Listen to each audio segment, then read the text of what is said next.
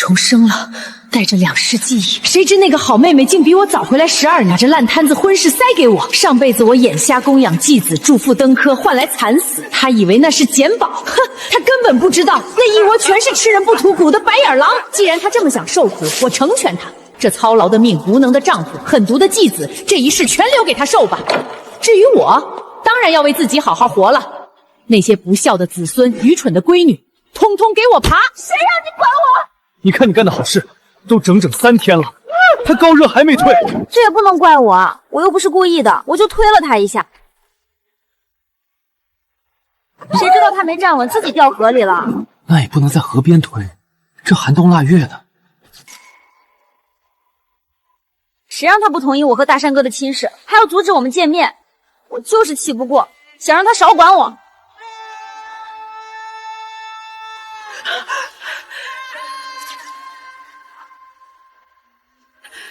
我居然回到了33岁，给这几个白眼狼当了整整12年后娘。难怪12年前堂妹安苗宁可不要名声也要跟我换亲，我死都要嫁给沈东。是了，安苗应该也重生了，而且她比我早重生12年。堂姐，你去给猎户当后娘吧，否则12年前她不可能如此豁得出去，宁愿连名声都不要，也要跟我换亲。整整3天了，那这大夫到底还请不请？哼，我看大夫就别请，直接准备后事吧，还能收点礼金。他醒不来也好，这样就没人拦着我嫁给大山哥了，也顺便给咱们爹报了个仇。当年要不是他，咱们爹也不会死。不行，二大爹、二弟、小妹，娘对我们挺好的，我们不能让娘就这么去了啊！这个大夫我们必须得请，诊金我回娘家去要。对，阿奶很好的，要救阿奶，你们不救阿奶，你们不孝。老大媳妇儿，娘，你醒了！阿奶，您终于醒了。您现在感觉怎么样？好点了吗？小成乖，阿奶没事了。娘，您喝水。去灶房把娘给阿奶温的粥端过来。阿奶睡了这么久，肯定饿了。我这就去。命还真大，高热了3天还能醒。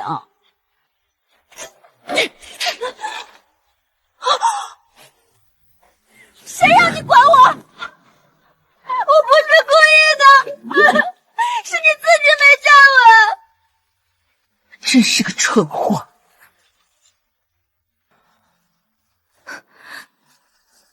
你病糊涂了吧？大哥，你说句话呀！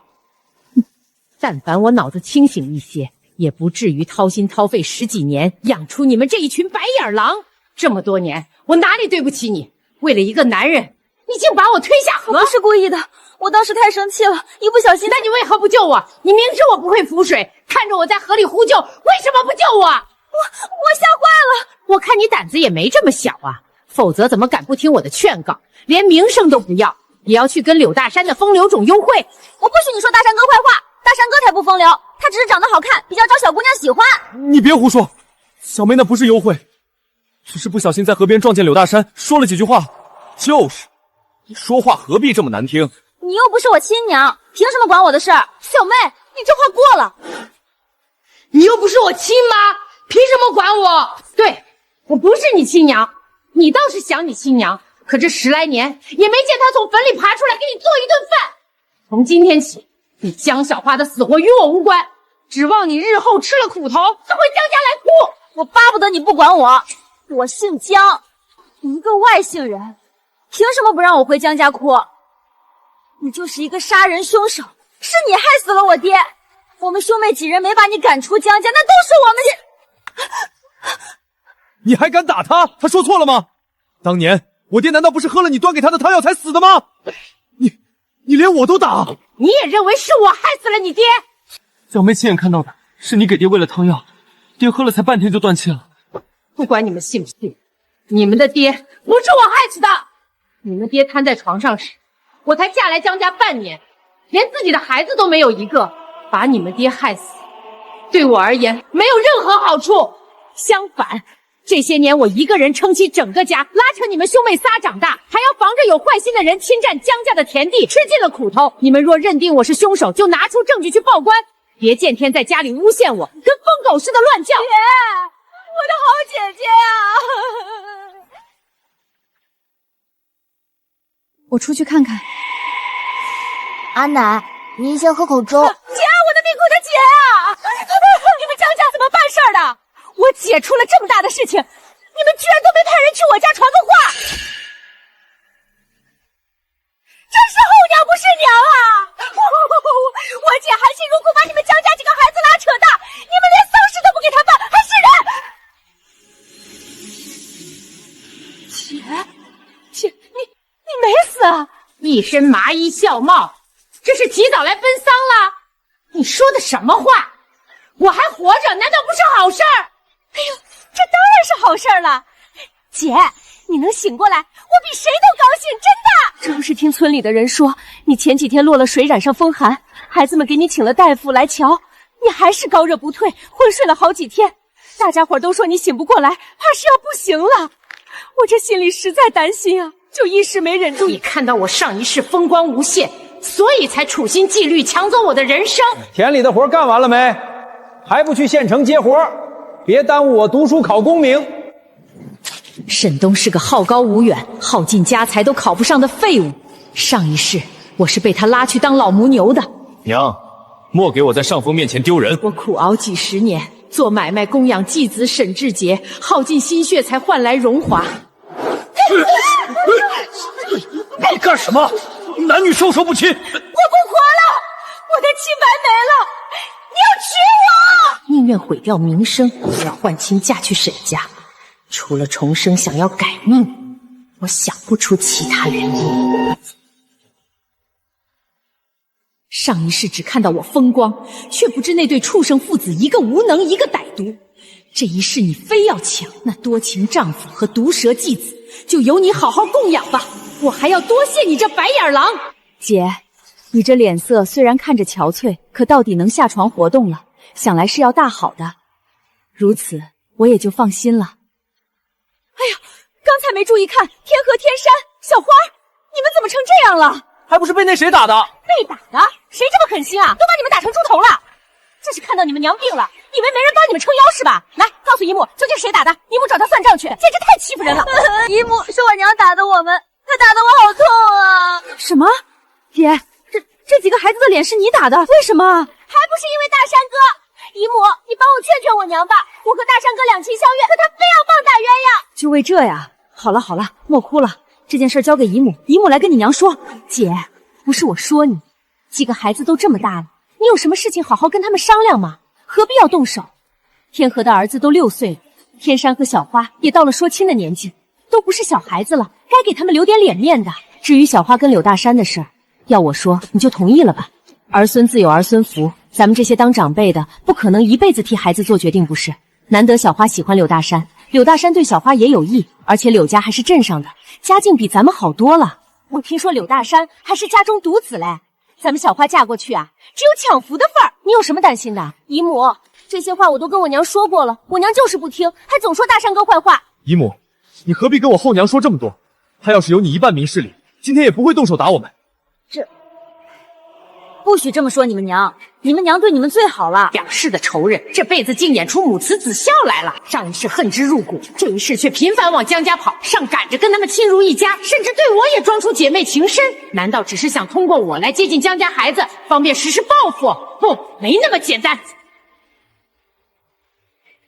活了2世，我从未害过你。你不仅要报复江家，还盼着我死，嫉妒真能让人发狂。这12年来，你2次有孕都莫名小产，你真当是意外？连栽在那个畜生手里还不自知，还在为沈家当牛做马。我倒要看看这一世你们这对烂人能走到哪一步。你对柳大山很了解吗？哦，我也是听。我就是通过姨母才认识的大山哥。大山哥是什么人，姨母当然最清楚。哦，那阿苗是有心。你家志杰还没成亲呢，光想着我们家孩子了。我倒是想给志杰找个媳妇儿，可志杰还要参加科举，说是这时候娶媳妇儿会让他分心。没办法，我只能多操心操心外甥和外甥女了，反正都是自家孩子嘛。最重要的是，他喜欢咱们家小花，所以我觉得娘，可是又不舒服了。我累了，巧儿，扶我回去歇会儿吧。好。阿苗，你那些话留着跟江天和、江天山说吧。方才我已经跟几个孩子表过态了，他们的事儿我以后不会再管。江天和跟江天山是江小花的亲哥哥，江小花想嫁给谁就嫁给谁。同样，以后江天山想娶谁也是他的自由，我管不着。柳大山那是打着灯笼都难找的好人家呀！姨母，您这是真心为我们好。瞎了眼的蠢货！几年前他介绍孟巧儿这短命药种子进门，就想绝了江家长房的后路。如今又把镇上娶不到正房的风流种推给江小花，通过江家几个孩子的亲事来毁掉他们的将来，从而毁掉整个江家。其心思有多歹毒，可想而知。大嫂，我去姨母家玩。小妹，娘，我说过了，他们兄妹几人的事，我以后不会再管，你也不必跟我开口。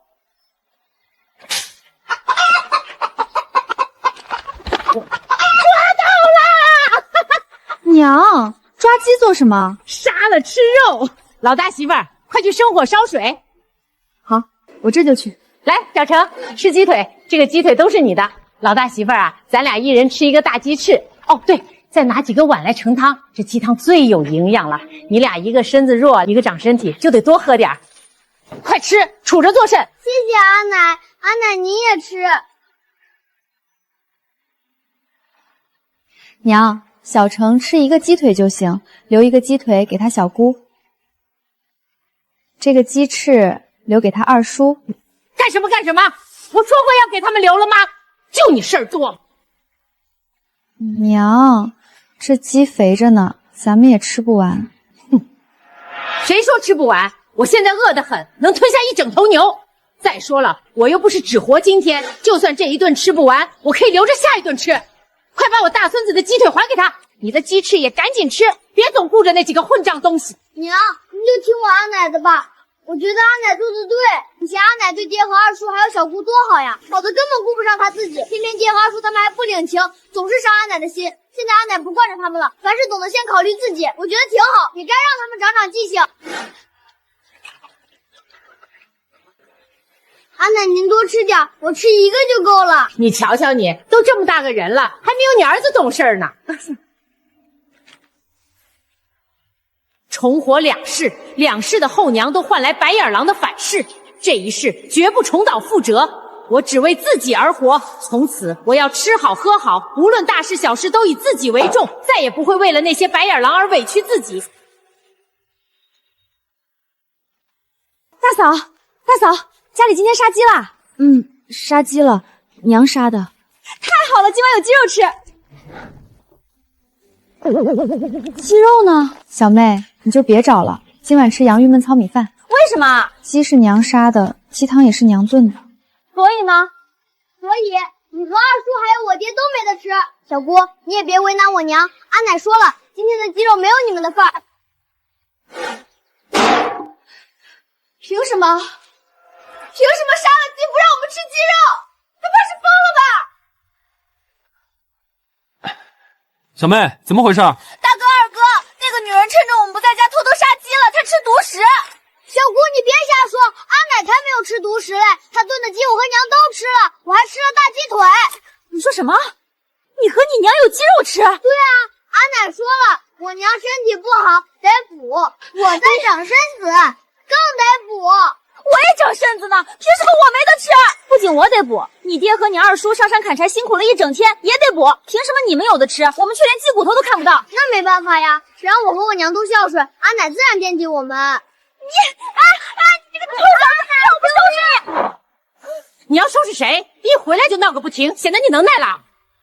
家里杀鸡了，你凭什么不给我们吃？凭什么？往大了说，凭我是这个家的长辈，凭过去10几年我对你们这几个白眼狼掏心掏肺；往小了说，凭家里的鸡都是我养的，凭灶府里的调料全是我买的，凭今天杀鸡炖汤你没出一份力，哼，还凭什么？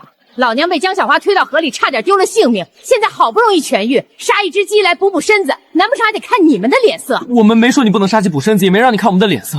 我们只是问你为什么你杀了鸡没有给我们留一份？是问还是质问？我可不认为江小花和江天山刚刚的态度是在询问。是质问又如何？你趁着我们不在家杀鸡来吃，却不给我们留一份，我们还不能质问你了。鸡是你炖的，但你烧火用的干柴却是我们砍的，调料是你买的，可家里的银钱难道我们没有份儿？就是这个道理。按你们这么说，家里的粮食我没有种，地里的菜不是我栽的，你们还小不能上山砍柴时，那些干柴都是天上掉下来的，不是我辛苦去砍的。家里的银钱全都是你们挣的，我一直都靠你们养着。娘，你误会了，我们不是这个意思。最好别有这个意思。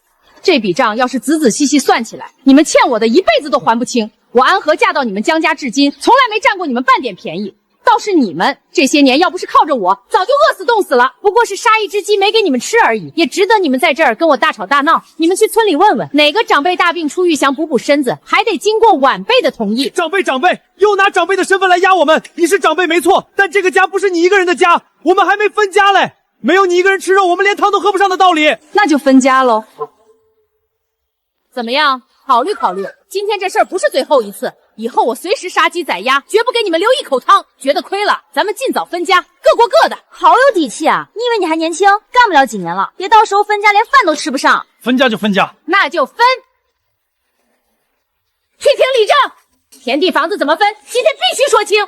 还有，分家后你们每年给多少养老钱，白纸黑字写清楚。不行，这个家不能分。为什么？父母在，不分家。他活得好好的，咱们就闹分家，村里人怎么戳咱江家脊梁骨？更何况你们俩还没成亲，为了名声，绝不能分。娘大病初愈寒了心，咱们该好好孝顺，而不是为了一只鸡闹分家，别让人看笑话。你少来说教，是那个女人要分的。你们大嫂说的对，忍着。分还是不分？赶紧的。不分，娘，他们说气话呢，不分家。对，不分。那行，你们怕丢人，那就闭上嘴。从今往后，我的任何决定都轮不到你们来质疑。这个家一天不分，我就做一天的主。以后夹起尾巴做人，少来招惹我，否则让你们吃不了兜着走。你装了12年的好后娘，狐狸尾巴终于露出来了。哼，装10几年我也挺累的，对你们掏心掏肺不领情，那就让你们看看我另一副面孔。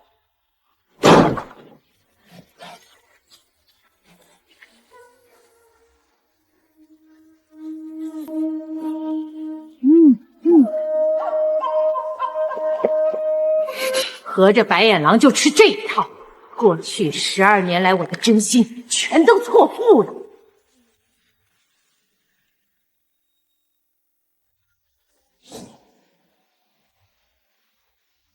刘府？怎么会？上一世直到继子登官，杨家的祖宅都一直留着。上一世若没有杨双双带我做买卖开分号，我根本供不起沈家那对白眼狼。来往的客官尝尝咱家的馄饨。安和，你手艺这么好，我出钱，你出力，咱们一起把分号开到京城去。大娘，打扰一下，我想问一问，这里怎么变成刘府了？以前这座宅子的主人不是姓杨吗？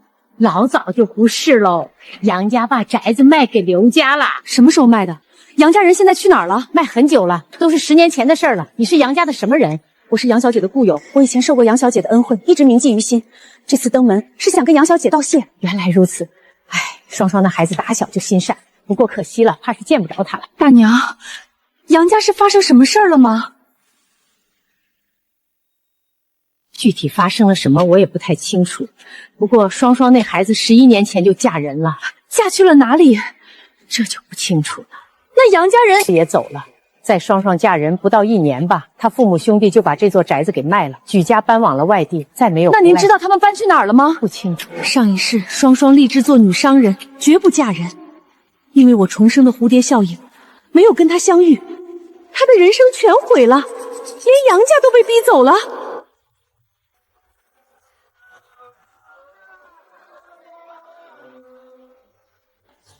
客官，3文钱一副，便宜卖了。写的什么狗爬字儿？就值2个铜钱，卖不卖？卖，2个铜钱您拿好。上一世我劝他们摆摊赚几文钱，他们说丢不起那个人，全靠吸我的血。瞧瞧，他们现在不是做得很好吗？为了挣几个铜板，都肯低声下气去跟人讨价还价。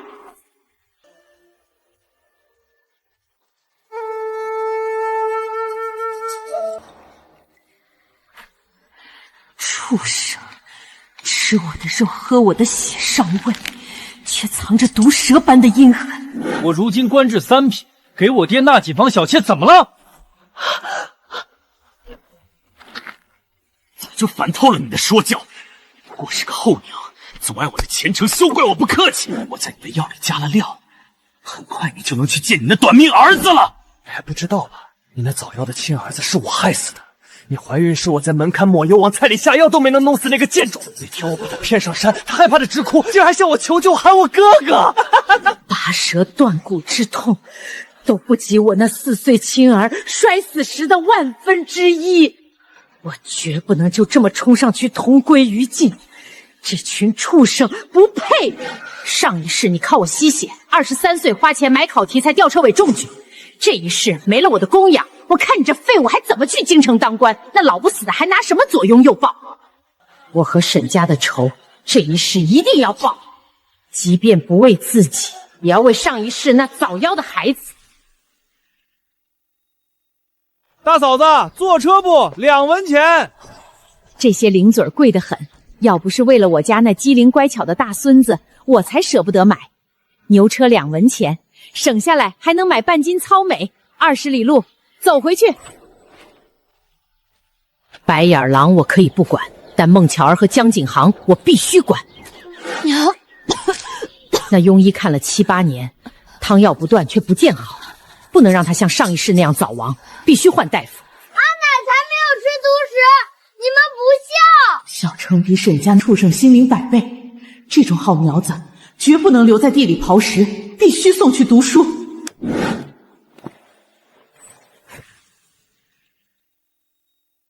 换大夫，去私塾，哪样不需要银子？可我手里就剩4两1间80文了。想当年姜望刚走，看病办丧事交人头税田税，30两积蓄几乎掏空。后来孟巧儿常年吃药也是个无底洞，就这4两银子，还是我这12年从牙缝里抠出来的。野鸡下的蛋，山上采的菌菇全换了钱，吃野菜干，穿破布衣，一心想着给老2攒彩礼，给老3攒嫁妆。我这后母当的可真是称职啊，纯粹是个傻子。这12年我当牛做马，累死累活，压根没想过做买卖，去县城支个摊子。但现在不同了，我手里捏着2世的记忆，一脑子的吃食方子，还有这几两银子做本钱，不去摆摊做买卖，真对不起老天爷让我重生这一回。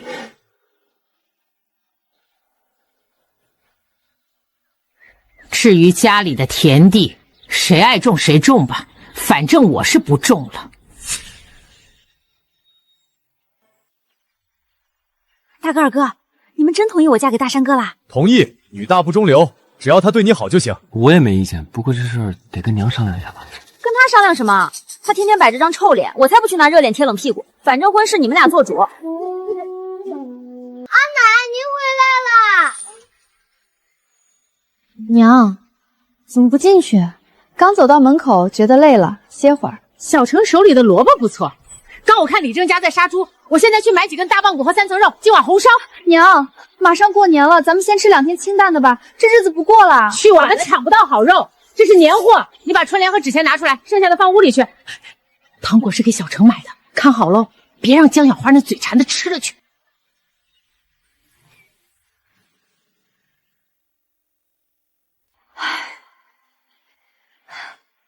瞧瞧阿奶多疼你，长大了得好好孝顺她。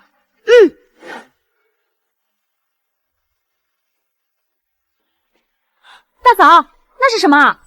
是娘买的年货。这后娘真不过日子，买这么多春联。小姑，你不会数数吗？咱家一共10间屋，这10副春联不多不少，刚刚好。没多，刚刚好。大哥二哥，既然你们都同意了，那年后我就让大山哥家来提亲了。好言难劝，该死的鬼！娘为这家里当牛做马12年，都管不了他的亲事，我又有什么资格管？罢了罢了，还是少说几句吧，反正说了江小花也不会听。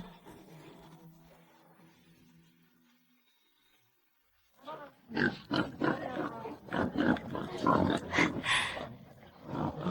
呦，这不是锦城他奶吗？你也来买肉啊？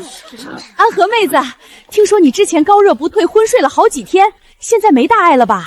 这还用问？你看锦城他奶的脸色红润的哟，这是大好了。婶子，听说那天你掉河里，小花就在岸边光着急，她水性可是咱们这一辈里最好的，怎么不知道救你？白瞎你这么疼他。但凡他跳下去，你也不至于发高热呀。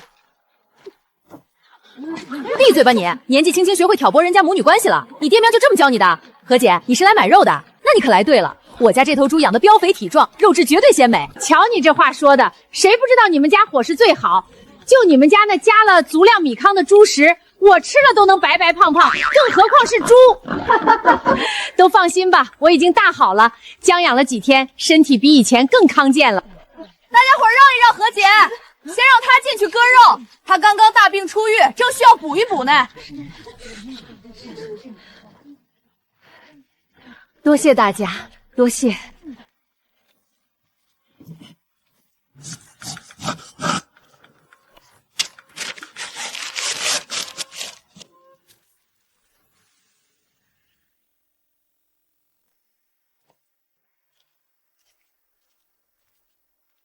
娘，灶房里还有一把葱花和大半个白萝卜，特地给您留的。您看要怎么做，我去帮您。好，你来吧。你也别吃了，来帮阿娜看火，去烧葱花炒蛋和骨头汤。什么家庭不和，都是长辈无德。长辈如此厚此薄彼，没有一碗水端平，以后有的后悔。可不是嘛，当大嫂的惯会讨好长辈，为了一口好吃的，连男人和弟弟妹妹都不管了。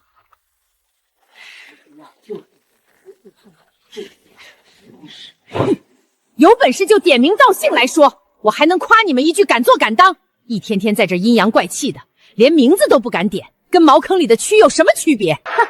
我有好吃的，为什么只肯给巧儿和小程？难道你们心里没点数吗？最身强体壮的三个人，今天白天都在堂屋里说笑，却让身体最弱的人和年纪最小的人去菜园子里摘菜。你们哪来的脸埋怨我厚此薄彼？是我就是厚此薄彼了，我就是不想把这碗水端平。我买的大棒骨，我乐意给谁吃就给谁吃，你们能拿我怎么着？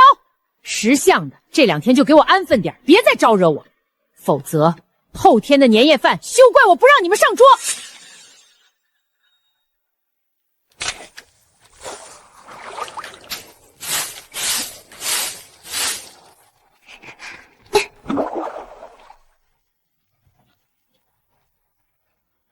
娘，你先来。太公太婆、阿爷阿奶、阿爹阿娘各位江家祖宗，还有孩子他爹江旺，过年喽，快回家吃饭喽！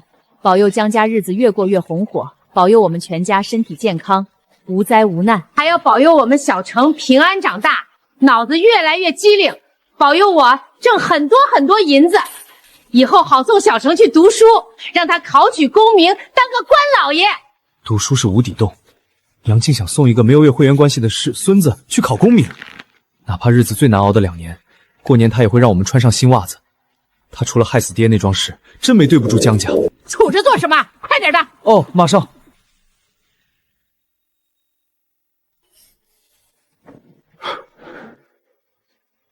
祖宗保佑，明年让我娶个好媳妇。求祖宗保佑我新的一年能嫁给大山哥，跟他生儿育女，幸福快乐过一生。好好一个姑娘，偏偏丢了脑子又瞎了眼，造孽哟！祖宗保佑咱们家过好日子，大家都长命百岁，还要保佑我阿奶挣好多好多银子。阿奶有银子就能送我去读书了，我以后考上功名当官老爷。不愧是我大孙子，就是机灵。祖宗们但凡没聋都该听见了。等我有出息了，我一定孝顺阿奶，孝顺阿爹阿娘，也孝顺二叔和小姑。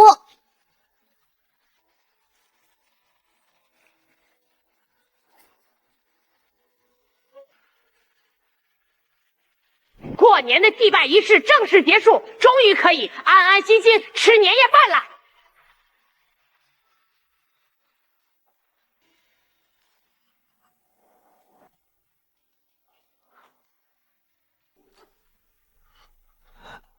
娘，辛辛苦苦养的鸡，跟一口肉置气，那是蠢货。多谢娘。大哥，年后我就让大山哥家找媒人来提亲。阿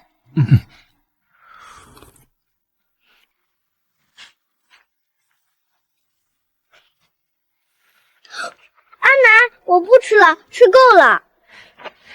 糖哪有吃够的？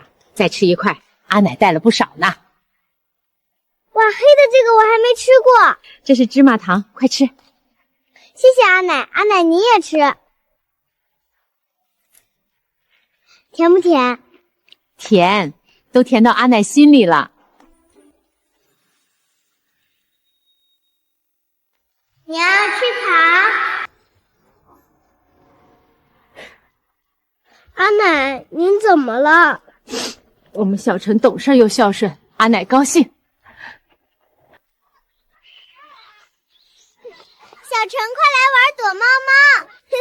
安奶奶新年好！小月新年好，玩去吧，给小月分2块糖果。好，小月，你要吃什么颜色的？谢谢安奶奶，安奶奶最好了。小陈，我能吃一块绿色的吗？能啊，绿色的是冬瓜糖，黑的是芝麻糖，黄的是姜糖，都好吃。你先吃冬瓜糖，吃完我再给你。等下躲猫猫，我给你通风报信呀。我也给你通风报报。嘿嘿，那拉钩上吊，拉钩上吊，100年不许变。乖巧的孩子谁不喜欢？但我真正喜欢的是这般真心与我亲近的孩子。你又给你家小程买什么好吃的了？瞧我家那丫头都成小程的跟屁虫了。没什么，就是几块糖，买的不多，咱们分了吧，唠唠嗑。哎呦，以前也没发现你这么嘴馋啊，还嗑上瓜子儿了。就你不馋，你不馋你还抓锦生他娘的瓜子儿。你懂什么？我这是给他面子。是，多谢翠花嫂子给我这个面子，我真是荣幸之至。你多拿点，就当是我谢过你的救命之恩了。什么？我好歹救了你一命，你拿几颗瓜子就把我打发了？好歹也给我1块糖吧。不是，你这落一次水再醒来，怎么感觉那么奇怪？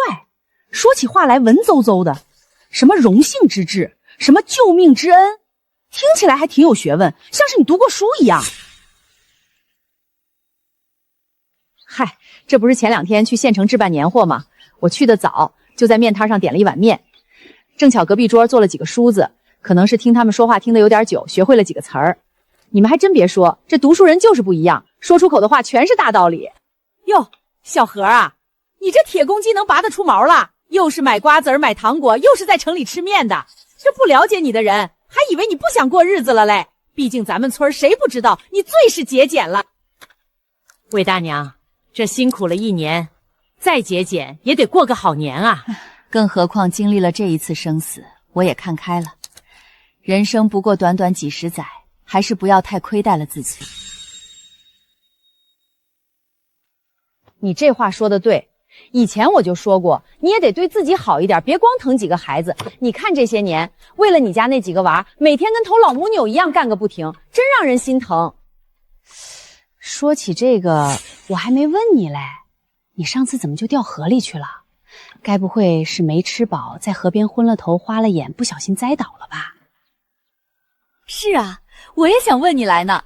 你都不知道，那天我把你拉上来的时候，你浑身都冻僵了，我差点没被你吓死。江小花铁了心要嫁给柳大山，年后我要做买卖，必须爱惜羽毛。为避免今后柳大山露出真面目，小花跑回来哭时，众人指责我不帮忙把关，我必须提前撇干净。我明明尽力了，这几个白眼狼，我必须把他们架在道德的制高点上，所以这个锅我绝对不背。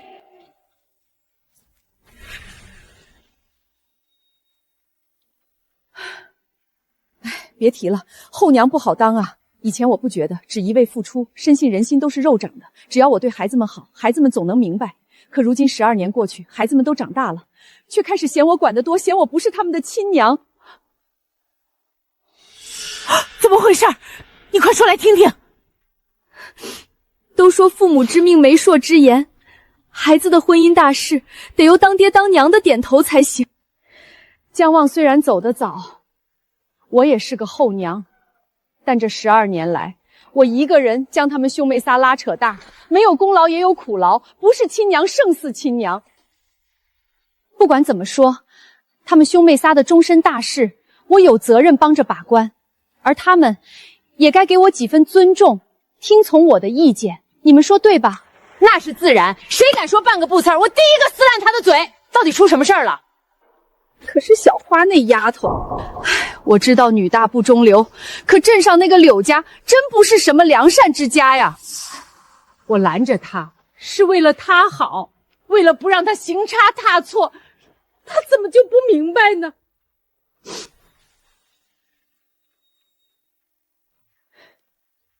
小花糊涂啊！柳家虽然镇上开饭馆，可他们那独生子名声臭透了，都20有1了，成天瞎晃悠，看到小姑娘和寡妇就厚着脸皮凑，镇上好人家谁肯嫁？连媒人都不给说媒。小花要真跟他扯上，这辈子就完了。是不是那个高高瘦瘦、嘴巴甜的？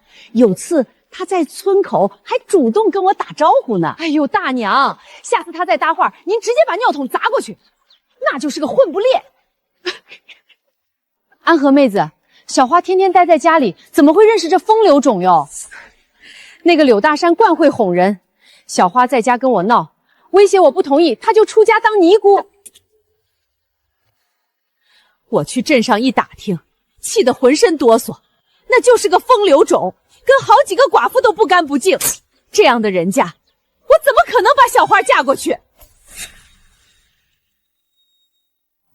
绝对不能嫁！可小花只信他不信我，非说我这后娘见不得他好，没资格管他。几位嫂子，我是真没辙了。莫不是疯了吧？自家老娘不信，去信臭男人？何止是说的话伤人？你们总问我那天为什么落水，为什么小花不救我？那天我发现小花偷偷跟柳大山见面，我上前阻止，是他将我推入河中，却傻愣愣站在岸边，眼睁睁看着我沉下去。若是去鬼门关走一趟能让他清醒，我也认了。可他醒来不仅要嫁，还拿我不是亲娘说事，甚至说我是个外姓人。他爹死后没把我赶走，已是他们心善了。那一刻我天都塌了，心都死了，所以我干脆放手，让他大哥二哥去管吧。反正他大哥二哥跟他有血缘关系，有资格管他，我是没有的，我就是个外人。我没事，只是难过，老大老二不仅不拦着，竟还点头同意了。方才吃年夜饭，他们还在商量着年后让柳家上门提亲呢。我心里堵得慌，就带小程出来了。天河天山从小最疼小花，怎么也这般糊涂？哼，我看他们是被象投了，良心都被狗吃了，白养这么大。这12年我当牛做马，为维护他们名声受尽委屈，换来的是什么？我心里实在是太苦了。该做的我都做了，以后他们的事我一概不管。年后柳家要真上门提亲，我就直接躲出去，省得以后他过得不顺意，又赖我不拦住。好言难劝该死的鬼，既然他们乐意折腾，以后发生什么都赖不到你头上。我就是没想明白，小花天天在家是怎么跟柳大山认识的。最初我也是满脑子浆糊，直到那天我堂妹安苗跑来，她以为我死了跑来哭丧，发现我没死，竟劝我同意婚事，说什么柳大山不错，小花嫁过去就是享福。我一细问才知道，小花跟柳大山竟是安苗牵线介绍的。安苗是小花的堂姨母，总不能害她吧？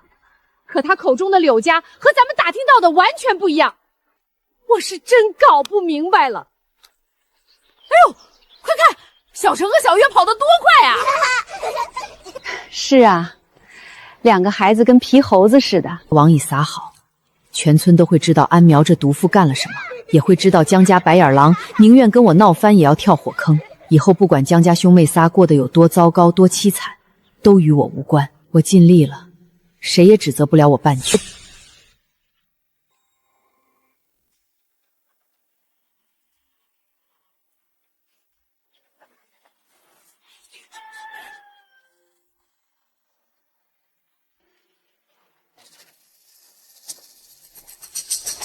锦城他娘，你这个你二叔小姑子是不是脑子有毛病？你婆婆对他们尽心尽力，从来没苛待过一次，他们怎么能如此伤你婆婆的心？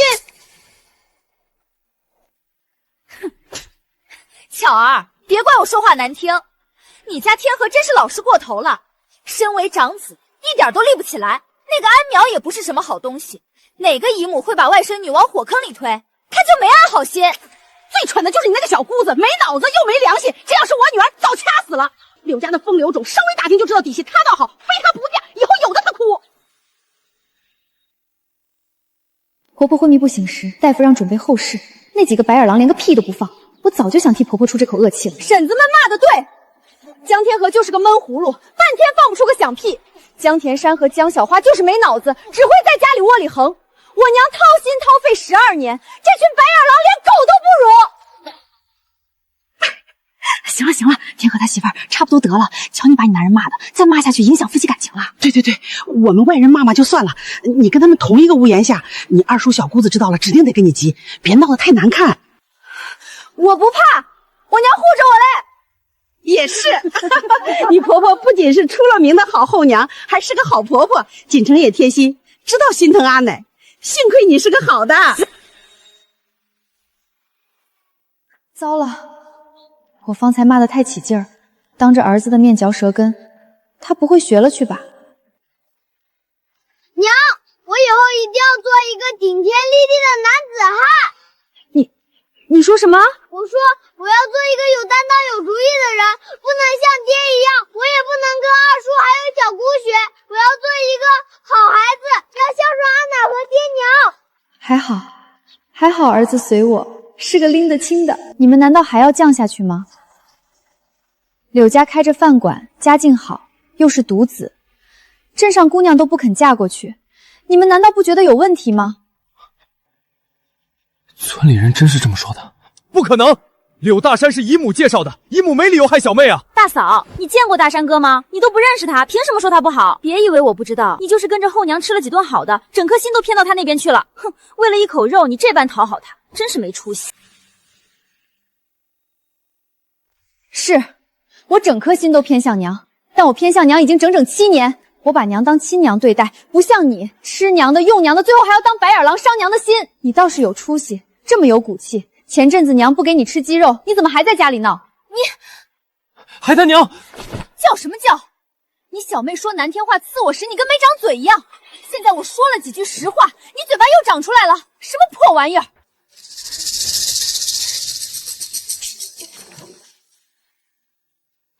你看看你说的都是什么话？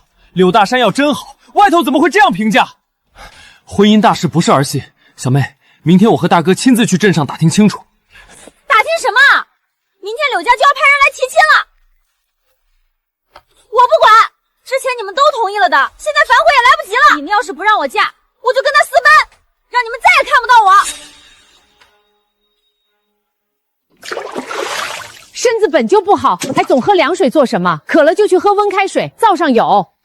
娘，我就是心里堵得慌，火气大，想让自己冷静冷静。犯不上，不值得。我把家丑扬出去，本想着全村人都说柳家不行，这几个白眼狼总该长点心眼儿，哪怕是亲哥去打听打听呢。若能阻止他跳火坑，也算功德无量。可如今看来，好言难劝该死的鬼。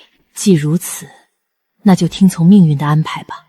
所幸我已经提前做好了准备，将自己撇干净了。从目前的情况来看，效果还不错。这安和竟连杯水都不倒。两位江小哥看着真精神，家里收拾得干净利索。大山说了，他非小花不娶。我们就这一个儿子，既然两个孩子心意相通，早点把事情办了吧。希望没打扰到你们。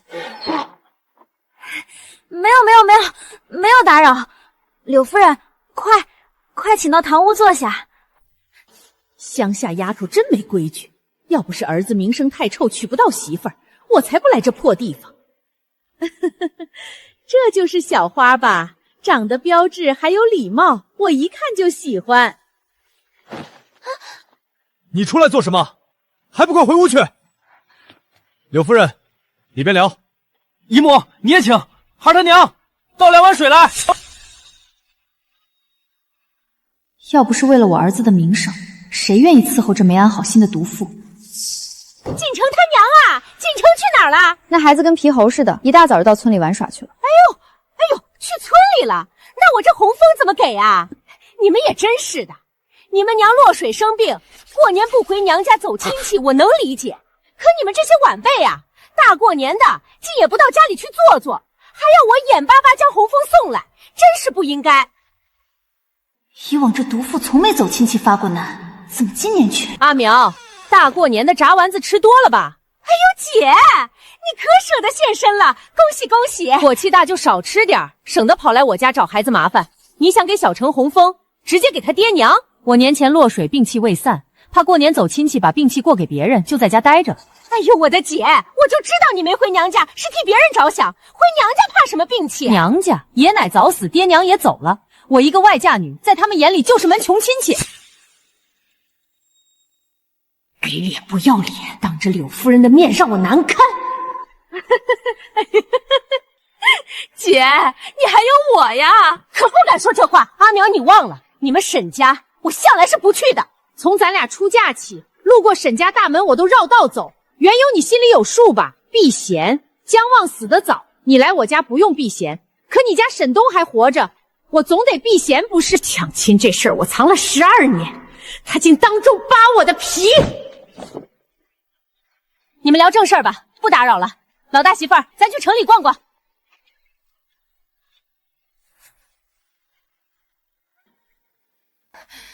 忍住，促成婚事能拿20两，还能把江小花这贱蹄子推进火坑，让她受尽折磨。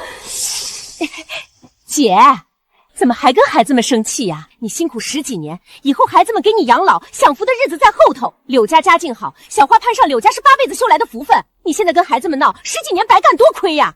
姐，姜旺死后你日子难熬，如今好不容易要熬出头了，你可不能犯傻，听到了没？演技真好，若非我有2世记忆，还真被你骗了。你的心意我如何能不明白？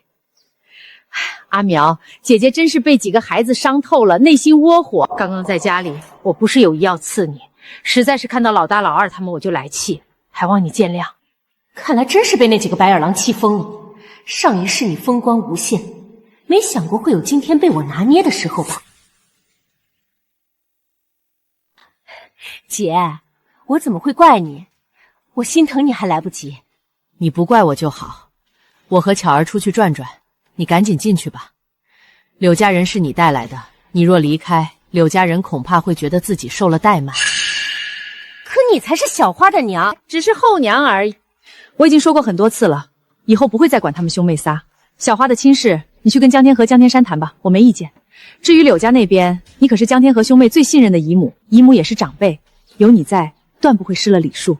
好，姐，那我去招呼柳夫人了。娘，我不明白，姨母明知柳家是火坑，还促成这亲事，根本没把我们当亲戚，她都不配，你为何还与她姐妹相称，说这么多好话？我当然知道她不配，但现在还不是撕破脸的时候。走，去接小城，今天带你们娘俩去县城逛逛。娘，要5文钱呢，咱们走着去吧。得了吧，你这身子本来就弱，别去一趟城里，回来就倒下，到时候花的钱可不止5文。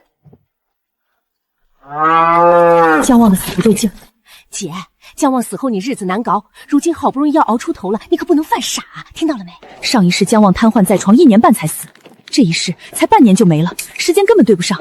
这2世唯一的变故就是安苗和我换了亲，我照顾他半年，连褥疮都没长过，药方没换过，那碗汤药也和平时一样，怎么那天喝完就？2世的记忆全搅在一起了，到底是哪一处不对？姜旺的死一定有猫腻，可关键到底藏在哪儿？我怎么偏偏想不起来？阿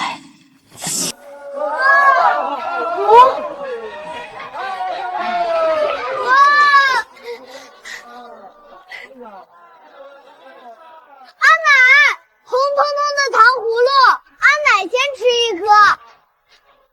娘，怎么我也有？我都是当母亲的人了。当母亲怎么了？就算有一天你当了祖母，你也是娘的孩子。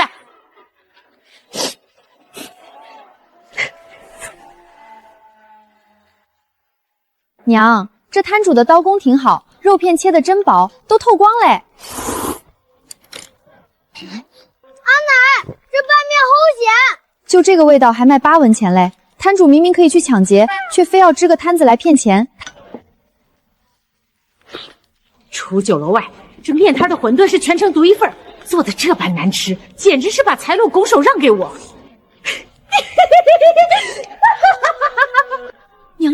么了？莫不是被摊主的手艺气糊涂了？阿奶的馄饨有毒，怎么吃了一口人就傻了？走，不好吃就不吃了，我带你们吃烧饼去。老板结账，22文。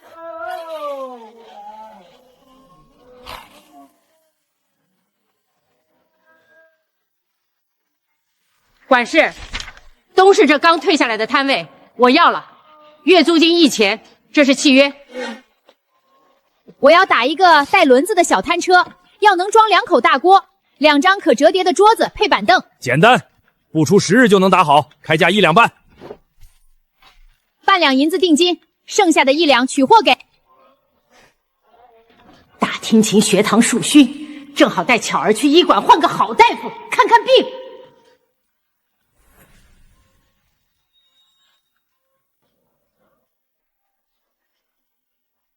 你俩杵在那干啥？走，赶紧的，别耽搁时间。娘，咱们来医馆做什么？傻孩子，来医馆当然是看病了。娘，不用了，我最近身体还挺好的，我们回去吧，时辰也不早了。回什么回？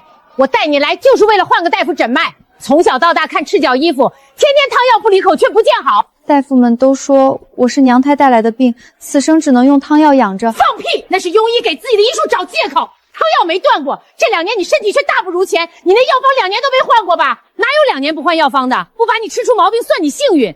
妙手回春堂的张大夫医术高明，咱们先找他看，若看不好，以后娘带你去府城看。娘，赤脚医傅诊金都不便宜，更何况县城，家里为了我花了不少银子，我实在……别说那些有的没的，你身体这样总是要花钱，与其长年累月花小钱治不好，不如花几次大钱把病根拔了。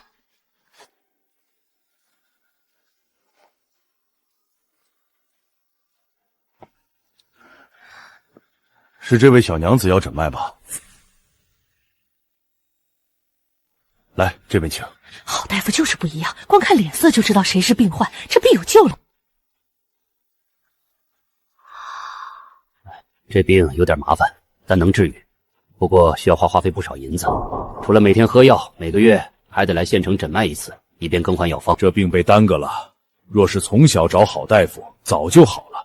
切记，不能因为身子不好就一直躺着，得适当活动筋骨，但不能过分操劳。太好了，娘就说了吧，这病肯定能治，以前就是被庸医耽搁了，白受罪。大夫，我们治，您尽管开药，钱的事情我来想办法。娘，这事不急，我们先回家去跟大河大山他们商量商量，家里也不富裕。商量什么？我还没死呢，这个家还轮不到他们来当。你就听我的，好好治病。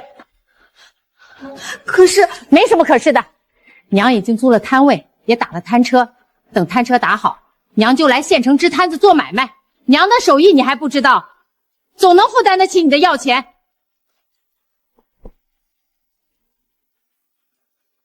有劳张大夫了，帮我们开方子吧，我们今天就抓药回去。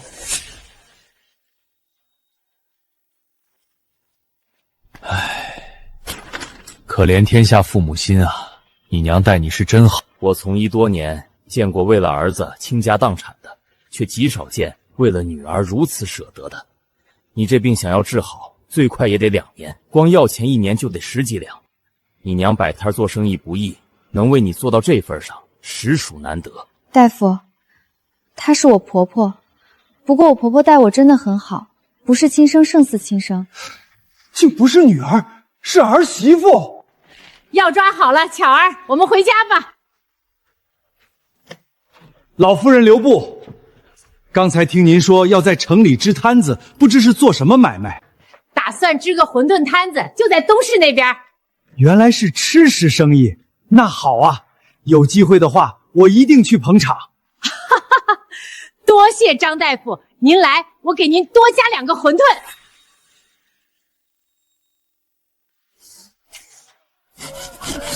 你们听见了吧？我的馄饨摊子还没开业呢，就有客人喽。所以啊，巧儿，你不用担心要钱，一切有娘在。阿奶，这客人说不定是我娘招揽来的哦。怎么说？张大夫说他没见过对女儿这么好的，听说您是我娘的婆婆，肯定感动坏了，就想着帮衬咱家生意。哎呦，原来是这么回事儿！阿奶，我分析的有道理吧？有啊，就你最聪明。娘，您真要做馄饨卖啊？当然，今天那家面摊做的跟猪食一样，还能开下去，我们没理由不行。巧儿，到时候你在家备馅和皮，我负责摆摊，咱们娘俩齐心，定能挣到银子。还有我，阿奶，我也能帮忙。你就不必啦，等过阵子学堂开学，你就给我上学去。啊，娘，你要送小程去学堂？看病花了1两，摊车1两半，读书太费钱了。我觉得你还是别觉得了，我有我的安排，你不用操心。上车。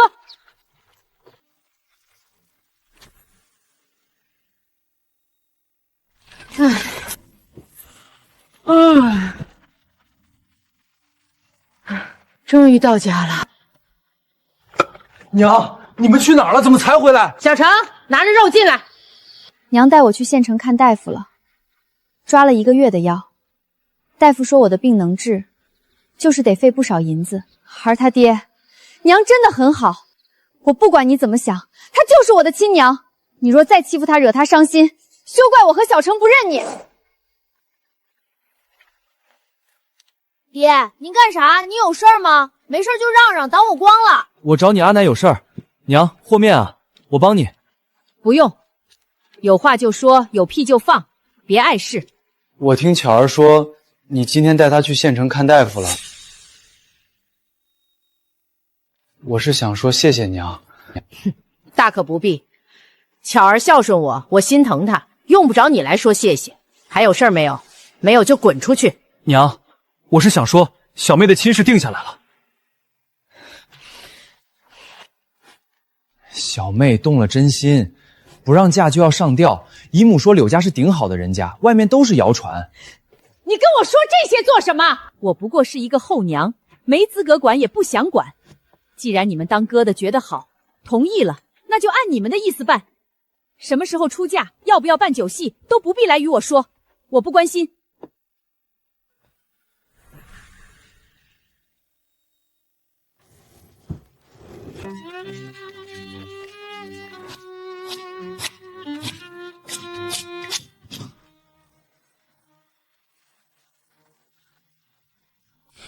多放点馅儿，就像这样，包的鼓一点，客人一看就知道料足。娘，放这么多肉，挣不来钱，还得赔钱啊！再多放点。娘，那这样呢？差不多了，但还可以再放点。娘，你再看看这个。好，就是这样，做买卖就得真诚。先用皮薄馅厚吸引客人，再用鲜到掉舌头的味道留住回头客。这新客人和回头客咱们一手抓，生意想不好都难哟。阿奶，猪肉好贵的，咱们包这么多肉馅，一份要卖多少钱呀？是啊，娘，咱们放料足，成本就高。这骨头汤今天这一小锅就用了1斤大棒骨，以后换大锅熬，一锅不得3、5斤啊？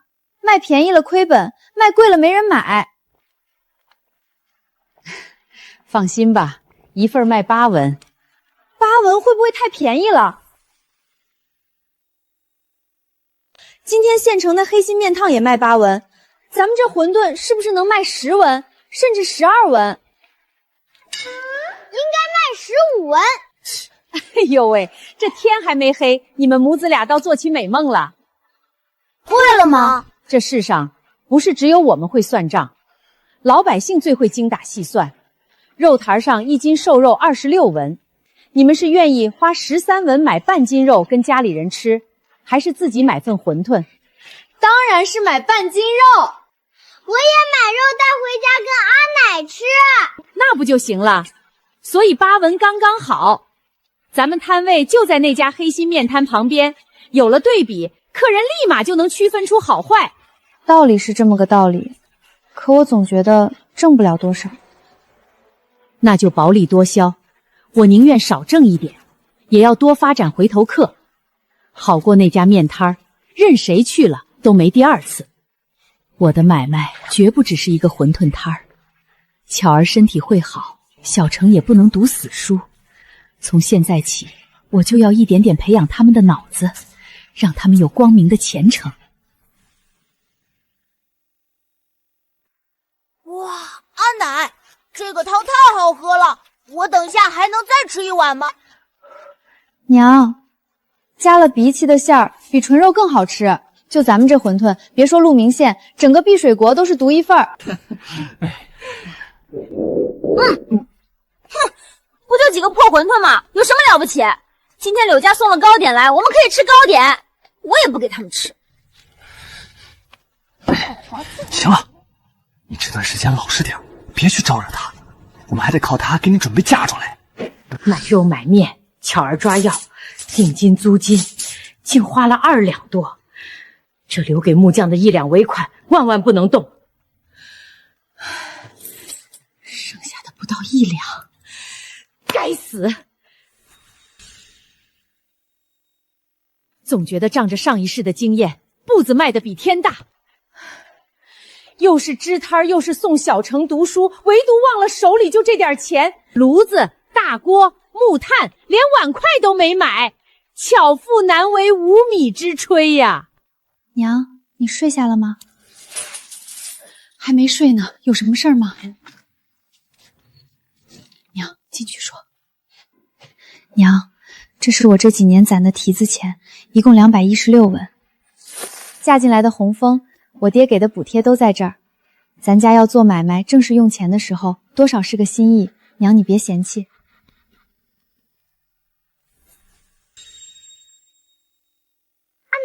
阿奶，您睡了吗？还没睡呢。小程啊，找阿奶什么事儿？开门说呀。阿娘，您怎么也在这儿？你来做什么？大晚上的。我就是睡不着，想跟阿奶睡。阿娘，您不会也是想来跟阿奶睡吧？臭小子，连你亲娘都敢打趣，这事儿不许说出去，连你爹都得瞒着。知道啦，你儿子又不傻。1、2、3，阿奶，这是我攒的12文压岁钱，全部都给您。好儿子，看来咱们娘俩想到一块儿去了。谢谢你们，等挣到钱了，一定还给你们。娘，那我们可是要收利息的哦，你得还双倍。双倍不行，至少得3倍。3倍也不够吧？要不还5倍？10倍吧。你们娘俩真是一个比一个没出息，5倍10倍的哪里够？以后每个月给你们发零用钱。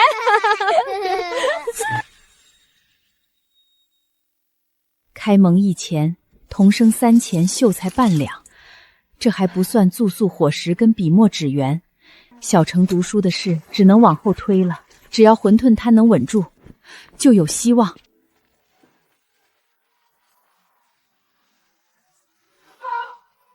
去府筹投奔儿子了，宅子卖了，上好旧家具清空处理。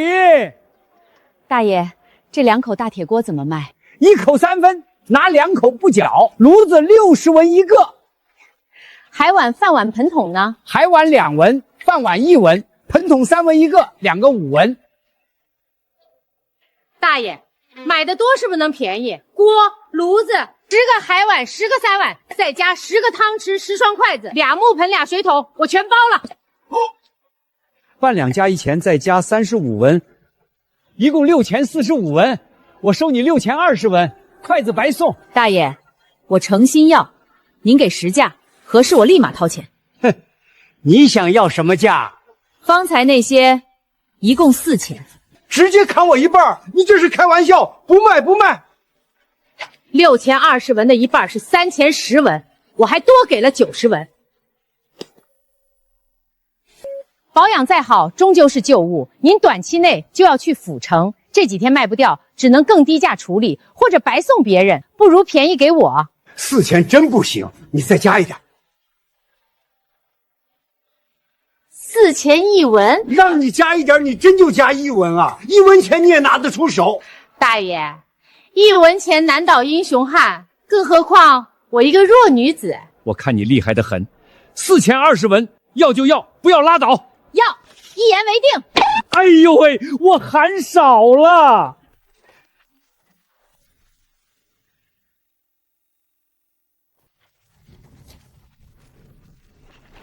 锦城他奶，小花跟柳家定亲，你这是置办嫁妆呢？连碗款都买齐了，你到底还是心软啦？什么嫁妆？我这是要去东市支馄饨摊做买卖的家伙事。小花的亲事是江天和兄弟负责的，我不插手。过几天摊子支起来，大家来吃，我给优惠。多好的后娘被逼成这样，唉，继子靠不住，这是趁年轻给自己挣棺材本啊！这就是你给我准备的嫁妆，一堆破铜烂铁，连碗都不成套。我是要嫁到镇上柳家当少夫人的，人家开了20多年饭馆，家境殷实，拿这种上不得台面的破烂，你是存心见不得我好是吧？说够了吗？谁告诉你这是你的嫁妆？老娘去撕烂他的嘴！大哥二哥明明说你今天进城是去给我……给你什么？我真后悔没像别的刻薄后娘那样把你们往死里打，掏心掏肺护着你们，惯出你这么个没脑子又没良心的东西！我何时说过给你置办嫁妆？你是我的谁？你配吗？还在这嫌弃上了？大哥说你会给我买的，你以前也说过，虽然不是亲生，但你就是我娘。以前我把你当亲闺女，你把我当什么？你又把我当长辈吗？哼！既然我在你眼里是个没资格插手你亲事的外人，我凭什么给你花银子？我犯贱吗？你我母女缘分已尽，你成亲，我不会花一个铜片为你置办嫁妆。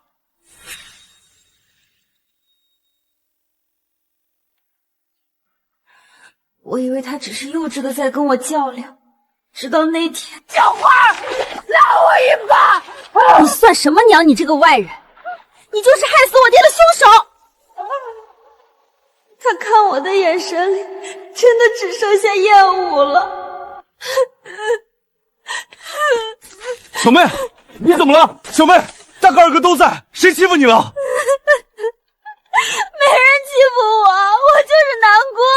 是不是他趁我们不在家又欺负你？不是，他不管我了，他去城里根本不是给我买嫁妆的。他说跟我母女缘分已尽，不花一个铜板管我。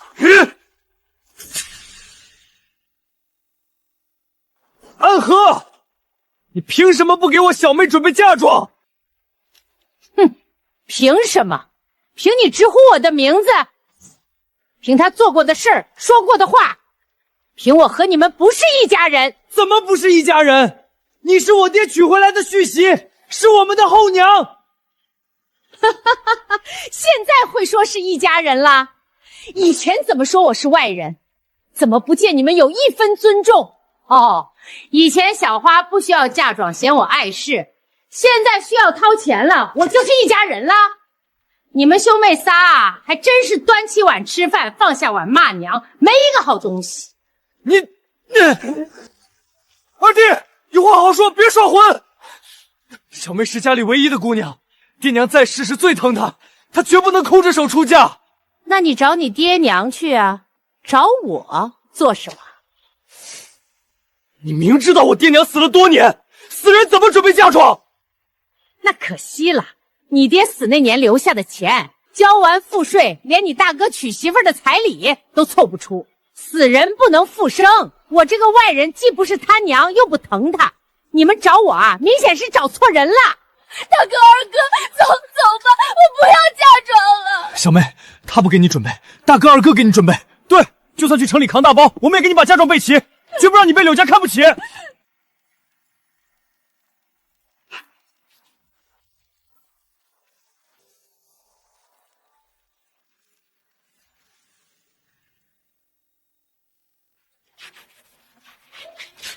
你媳妇儿和孩子呢？娘，巧儿带着小程回娘家了。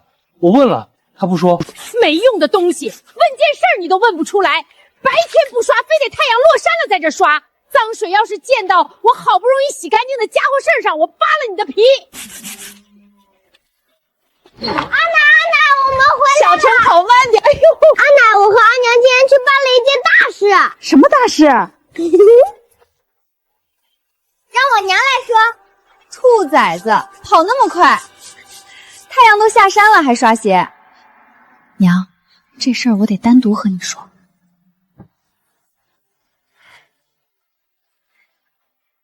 娘，这是我爹自愿给的1两银子，不够我再去。阿奶放心用，不够我跟阿娘再去看外公。一对黑心母子，你这是看你爹还是去打秋风啊？摊子家伙事全置办齐了，根本用不上。你爹手头紧，这1两说不定是他的棺材本儿。你大嫂若知道了，不闹翻天，明天必须还回去。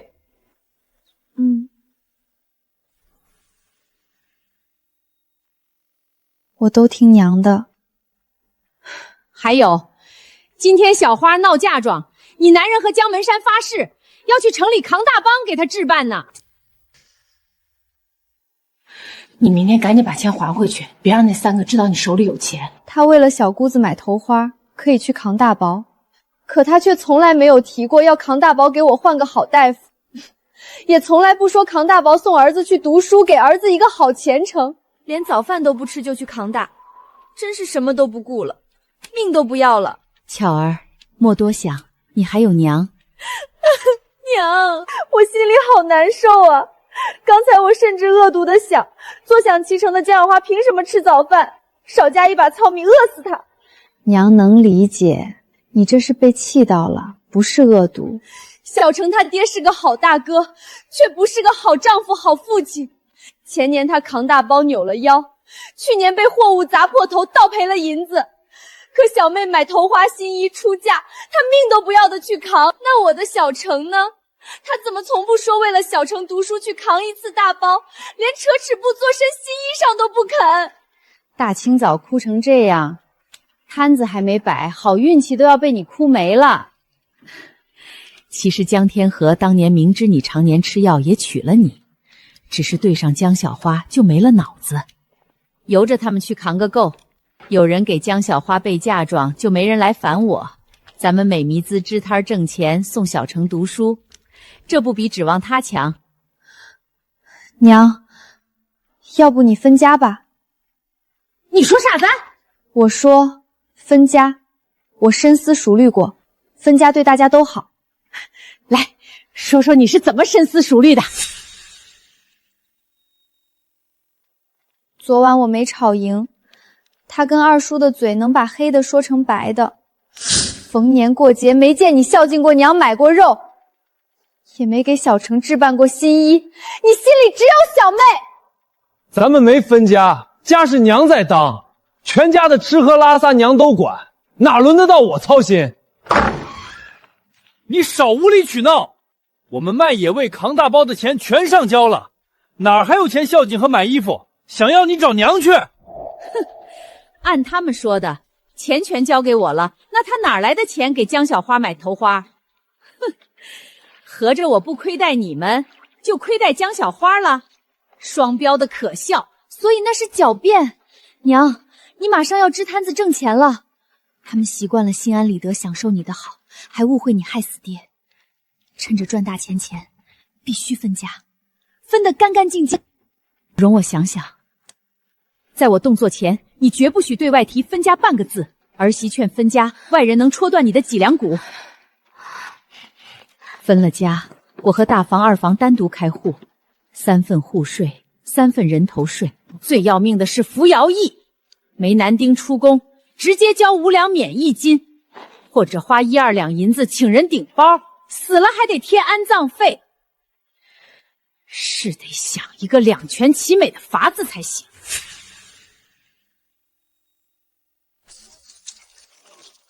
姓安的，你给我滚出来，把话说清楚！江天山，你一回家吵吵嚷嚷想干什么？没你的事儿，一边去！二弟，你莫冲动，我冷静不了一点儿。他害死咱们爹，现在又干见不得人的事儿，我今天一定要他给个解释。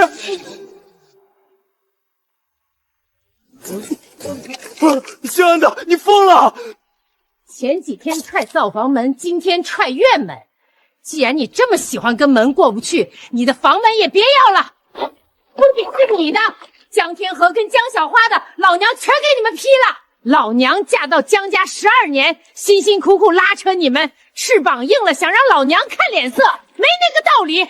老娘倒要看看柳家接亲看到这满屋破门会怎么想。你给老子住手！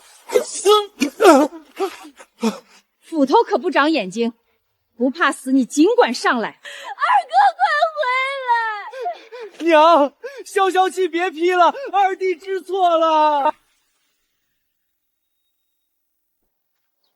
阿奶莫动气，他们就是3根笨木头桩子，伤了他们不打紧，搭上您自己不值当。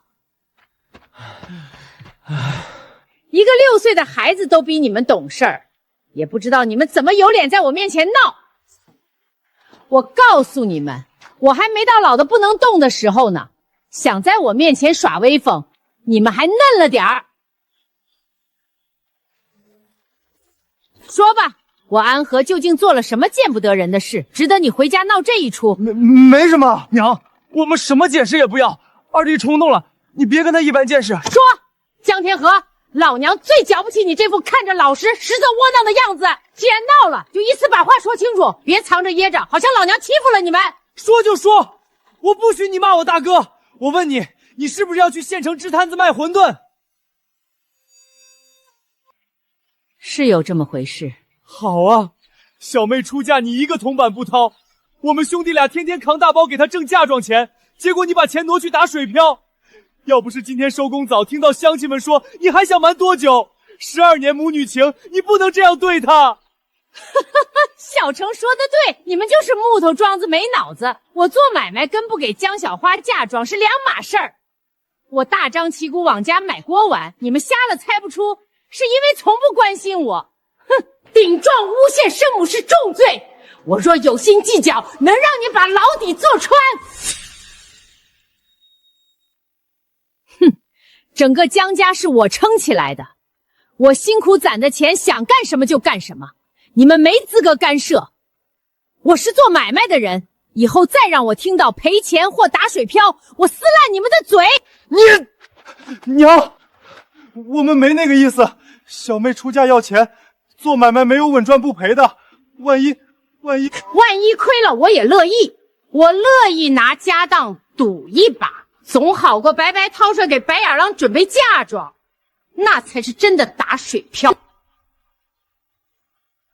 白眼狼，你口口声声白眼狼，可曾想过小妹的名声？你大过年跑出去胡咧咧，现在10里8乡都在指责我们不孝，骂我们是白眼狼，你满意了？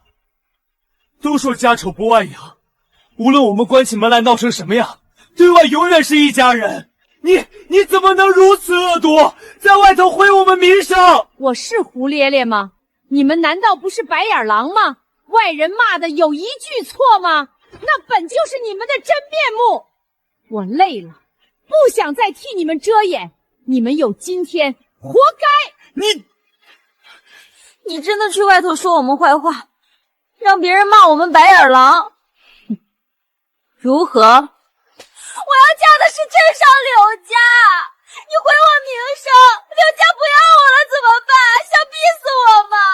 我都不要你被嫁妆了，今天亲那家你一点面子不留，我也不计较，你为什么不肯放过我？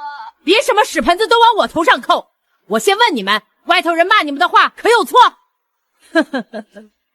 看你们自己都无法辩解，既然没冤枉，凭什么指责我？良心不通吗？哦，对了，你不必担心遭柳家人嫌弃，毕竟柳家名声还不如你，你跟柳家还真是不是一家人，不进一家门。太过分了！前几天小妹亲口说你辛苦，让我们别为难你，你就是这样对小妹的，我替她不值。狗嘴吐出象牙又如何？你替她不值，我替我这12年掏心掏肺的操劳感到非常不值。又来了，每次都扯着12年的辛苦，听着烦人。家丑外扬是最蠢的，说破天咱们也没分家，还是一家人，我们名声不好，你脸上也无光。那就分家吧，你们是3头养不熟的白眼狼。分家吧，江天河去请李正，今晚就分。娘，你说什么胡话？上次我就说过，父母在不分家。你父母早死了，你那点怕被戳脊梁骨的小心思，别在我面前演。你们白眼狼的名声10里8乡都知道，还怕什么臭？老娘看开了，不再对你们有半分期待。多跟你们说一句话，我都嫌恶心。早点分了，大家清静。分就分，你以为我们怕你不成？二弟，你冷静一点。娘，你也冷静一点。我很冷静。你们兄弟俩分不分是你们的事儿，我肯定是要跟你们分的。分就分吧，我也觉得分家好。儿他娘，你先闭嘴！我嫁进江家7年，眼睁睁看你们欺负了娘7年，她为你们付出多少，换来的却是一次次伤心，相看相厌，还绑在一起干什么？趁今天一次分清楚，把家分成3份，娘1份，我们大房1份，二房1份，个人挣钱个人花，眼不见心不烦。巧儿，你说什么话？二弟没成亲怎么分？娘是要跟着大房养老的。脸真大，真有心养老就给粮食给银子，娘只想清清静静过日子，家里乱糟糟的，我和小程一天都受不了了。江天河，我话撂在这儿，这个家你要是不分，那就给我写一份休书，再给小程写一份断亲书，大不了我带着小程改姓回我孟家去。巧儿，那休书可是毁了一辈子，你连孟家的脸面都不顾了吗？大嫂，大哥，大嫂，我同意分家。大哥，不必为我伤了你跟大嫂的感情，早点自立门户，不用受婆婆气，不吃一个锅，自在的很。再者，房子田地钱分成3份，我拿我那份给小妹添妆，再也不用看任何人的脸色。好，那就分吧。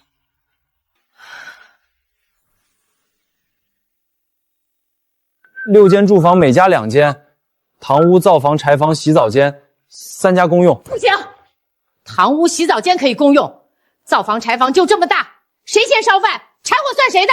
我马上要卖馄饨熬汤，灶房必须单分给我。那我和二弟，柴房归你大房，哪个灶做个烟囱一样烧饭。那我呢？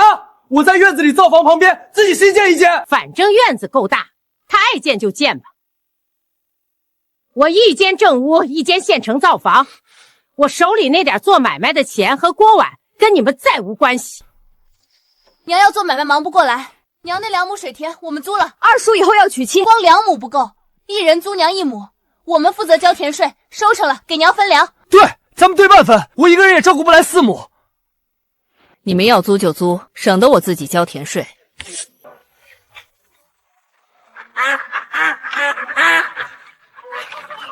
娘，分家可以，但暂时不能走明路去官府开户籍。二弟没娶妻，小妹没出嫁，此时分家传出去影响亲事，分了家户税现费翻3倍。更要命的是服徭役，我和二弟弟年年都得去，家里连个成年男丁都没有。咱们私下签协议，找李正见证，真有矛盾就按协议办。如此安排，不仅对二弟和小妹的亲事有益，让咱们不必年年服徭役，还能每年给娘您节省几两银子。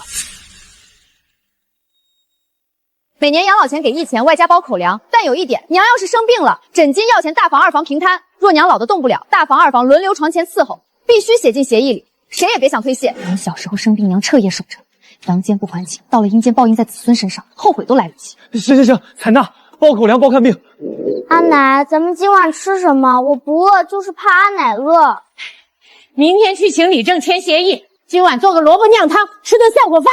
江小花去生火烧水，江天山去淘米剁肉，江天河去把地上的萝卜洗了做萝卜酿。好，我这就去。知道了。我没看错吧？那2个什么时候这么听话过？可能明天的太阳会从西边出来吧。没大没小，那是你二叔小姑。我就说得分家吧，你看这一分家，那俩的脑子都正好不少。你也没放过他们。阿娘，您嘴巴还挺毒的。有吗？我没觉得，只是实话实说而已。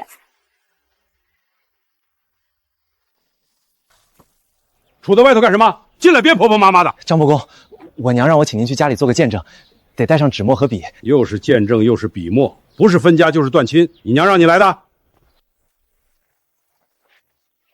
走吧。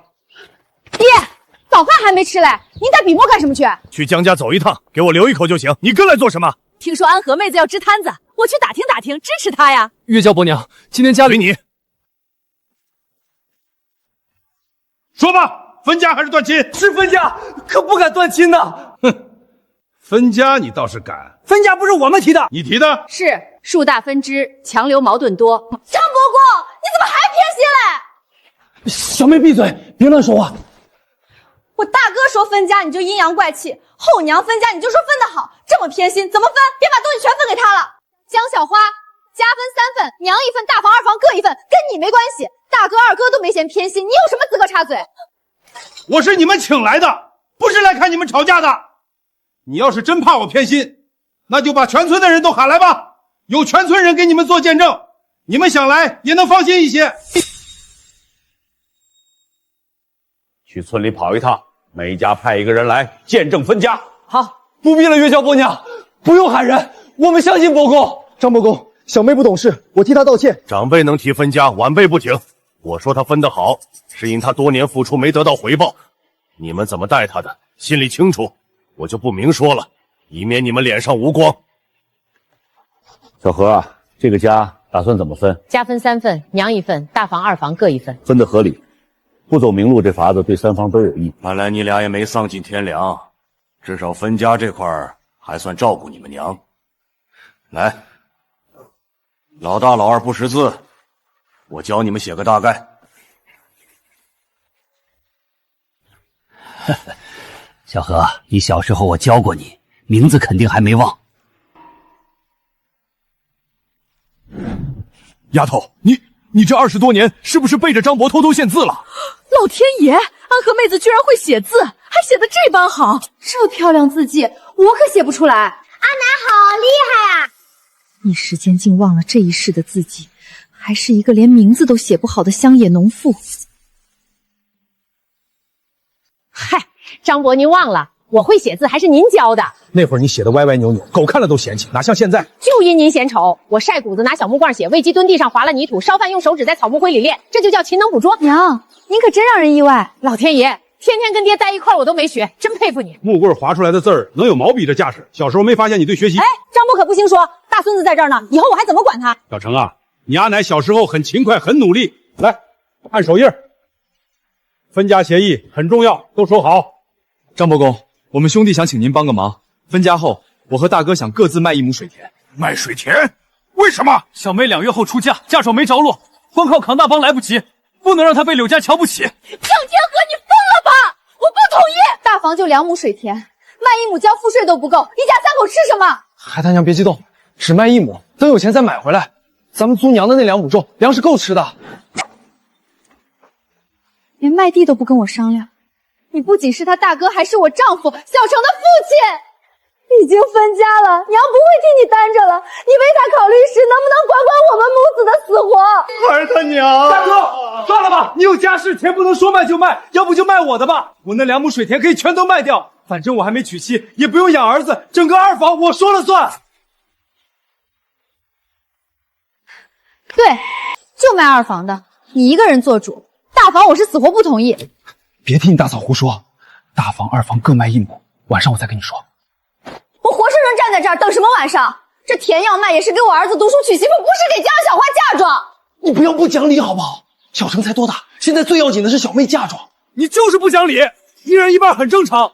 你让二弟一个人卖2亩，他以后怎么活？大哥别吵了，大不了卖完我的，我去把后娘的2亩全租来。大嫂不让租也没事儿，我去酒楼当跑堂总饿不死。媳妇大不了不娶。看看，小二，你怎么变成这样了？那个通情达理的好大嫂去哪儿了？非要把我们兄妹逼上绝路吗？是你逼我，你披着老实人的皮，干的全是损害我们母子利益的事儿。我不讲理，是因为你不护着我们。今天你要敢卖田，我现在就请张伯公做主签和离书。我带着儿子回孟家，总不能被你们逼死。不用回孟家，你江天鹤若不要媳妇儿子了，我就认巧儿当闺女，小程当外孙。巧儿小程跟我过，100年之后，我的房子、田地、所有银钱全留给他们。娘，我答应过亲娘照顾好她的，连嫁妆都没有，我如何对得起死去的亲娘？如何对得起小妹啊？我再说一次，我不要嫁妆！你们不用为了我吵架卖水田，更别去扛大包了！一边去！胡闹！知道！够了！我没闲工夫听你们吵。江天河，要不要和离？要离，我现在就写和离书。不和离，孩子都这么大了，您别听他说气话。杨梦氏，你男人说你是气话。我没讲气话，他敢卖水田我就和离，不顺利我就回娘家，请李正组长给我撑腰。大房不卖了，你们二房卖吗？卖。不卖。小妹你，二哥要嫁的是我，必须听我的。风光出嫁绝不能以你们卖田为代价，哪怕一个铜板不带，嫁去柳家我也不会受委屈。你们谁敢卖田，嫁妆再丰厚我也不带走。小妹，是大哥没用，对不起你。听你的，不卖了，但嫁妆要有，哪怕薄一点。明天我和你二哥继续去扛大包。大哥，二哥，谢谢张伯，等我挣了钱，给你买好酒。买卖没做，饼先画上了，我等着。现在我抛开李正身份，你们心疼妹妹，我难道不心疼侄女？我和他爹从小是兄弟，他是我看着长大的。现在既然分了家，我就得操心。你们别以为你们娘好说话，娘家又没了人，你们就可以随意欺负她。有我这个张伯在一天，我就会护她一天。我们张家就是她的娘家。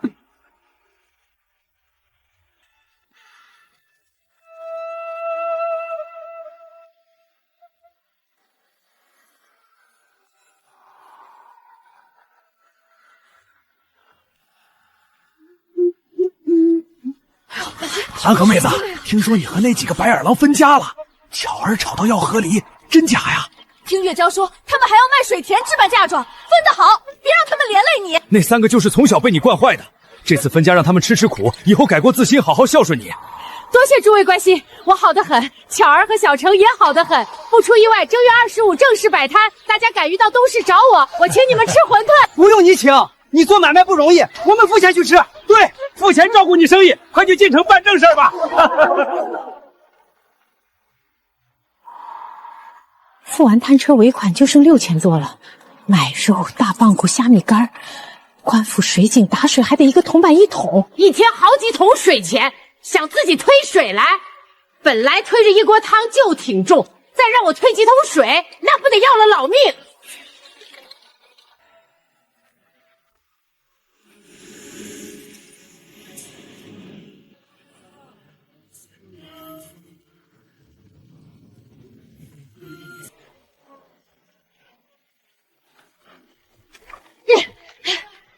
这才装了桌椅白面就这么费劲，过几天装满锅炉，岂不折磨死？一大锅骨汤全端上，颠簸撒了怎么整？水少放，熬浓缩汤底，推半锅进城，到了再加水煮开调味，省力又不洒。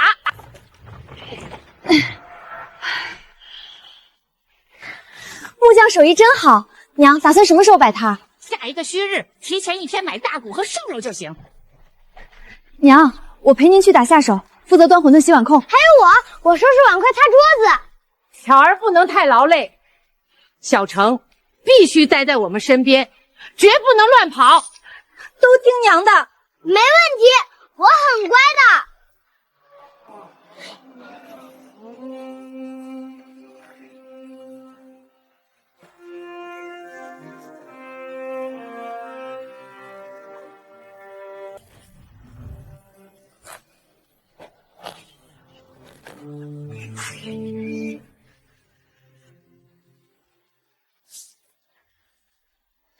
娘，咱们什么时候剁肉馅儿？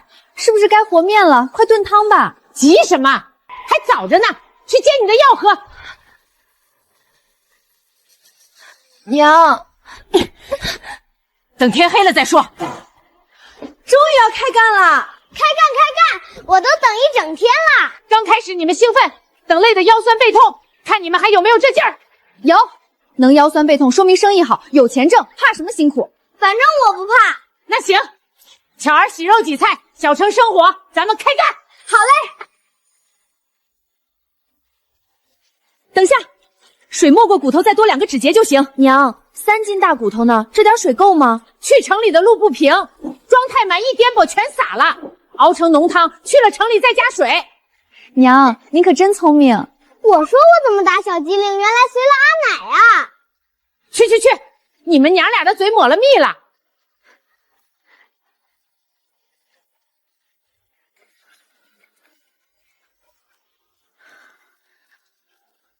1、2、3，一共480个。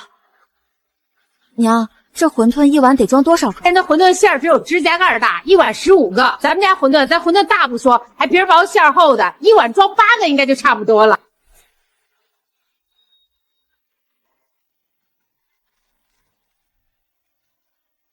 8个才半碗，10个看着划算，吃起来满足。1碗多俩，10碗多20，成本上来了。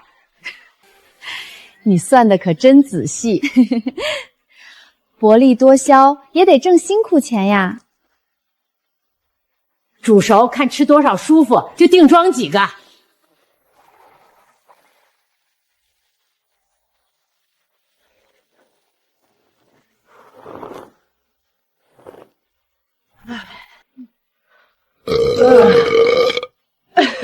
实在吃不下了。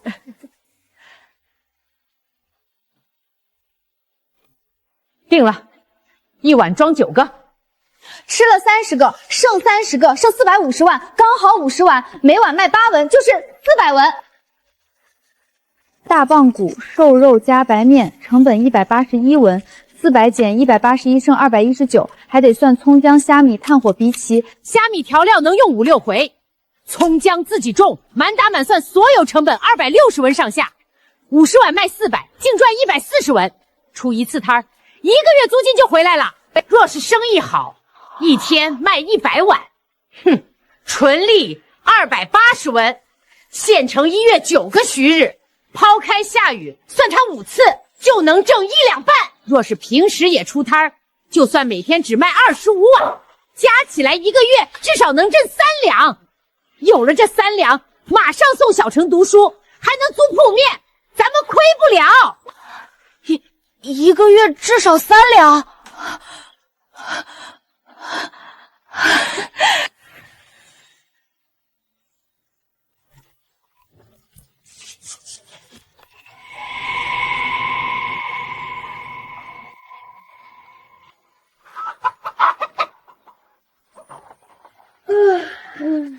娘，是我起晚了。不晚，天冷带上，到城里再吃早饭。咱们直接煮馄饨，把过路的人全香迷糊喽。好啊，把他们都香迷糊。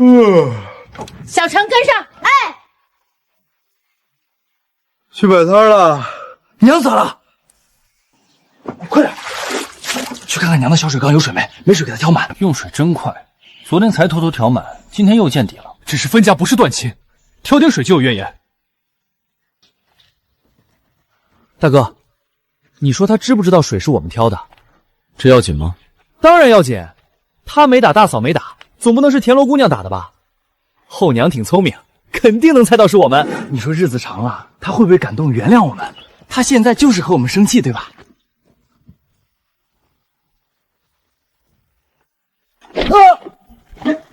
快点！挑完水还得进城扛大包，去晚了又得挨骂。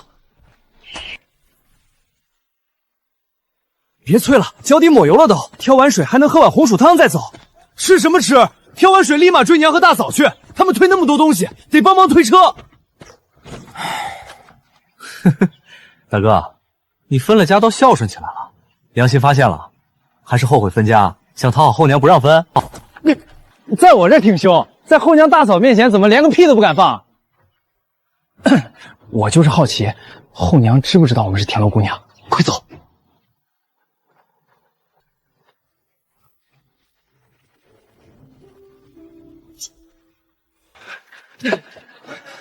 娘，我们也要去城里，我们来推吧。推好了，不许把东西打翻。晚上回来，一人给你们1文钱工钱。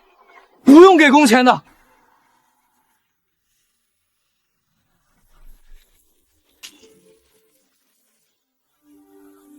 娘，为什么给他们工钱？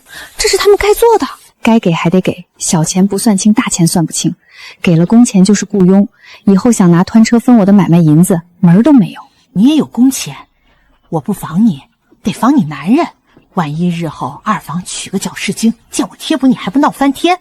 发了工钱，谁来都挑不出错处。娘，凡事往好处想，万一未来妯娌是个好的，还能一起帮忙呢。那正好，你帮忙发工钱，他帮忙也发工钱，总不能白白使唤人。我家婆婆啊，是个有大智慧的小老太呢。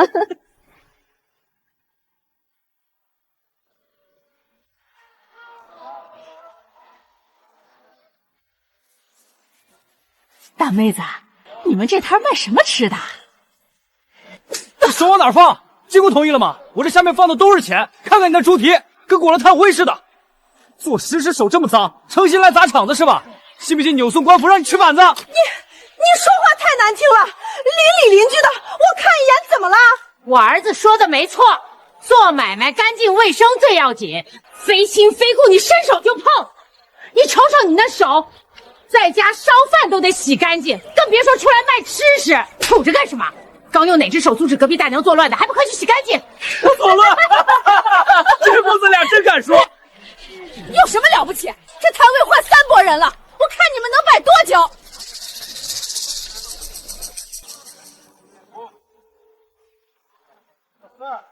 娘让你去洗手，动作快点，还得去扛大包嘞。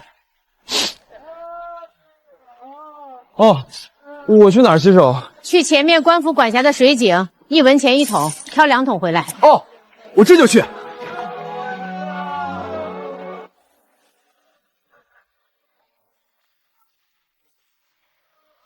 娘，咱们来的太晚了。不晚，这会儿赶时间的顾不上吃，等逛饿了，咱们古都汤香味一飘，还怕没客人，去买3个烧饼，1人1个当早饭。娘，我都带红薯和鸡蛋了。红薯鸡蛋中午吃，早上吃烧饼。烧饼摊主好说话，你待会儿过去看看能不能套一套他的话，打听一下隔壁面摊的站主。我看那个面摊张主啊，不是个省油的灯。我懂了。等等，买5个，给他们兄弟一口吃的。扛大包是力气活，万一出了意外，我不能让你们母子变孤儿寡母。也得让这帮人看看，我安和有2个牛高马大的儿子，不好惹。倒满，水不够嘞，还要打不？多跑2趟，再打4桶。我积极个什么劲儿？扛大包够累了，还得挑水。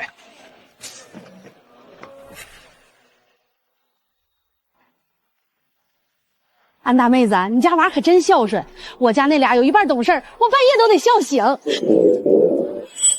哎呦，刚刚锅盖一掀，我都被香迷糊了。你这卖的什么？老天奶，比鸡蛋还大！我头回见这么大的馄饨。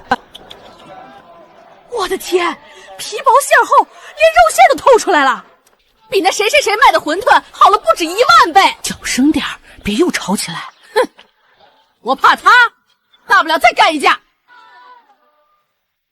80钱1碗，什么时候能吃上？还得等水烧滚，汤熬好。8文良心，可骨头汤现在熬太晚了吧？不对，你那锅东西香得很嘞，不像是刚熬的样子啊。路不好走，不敢多放水，熬得浓稠腻人，加水烧开正好。快了，快了，刘大姐！哎，汤好了，喊我吃1碗，我家粽子也去尝尝。必须是刚出炉的。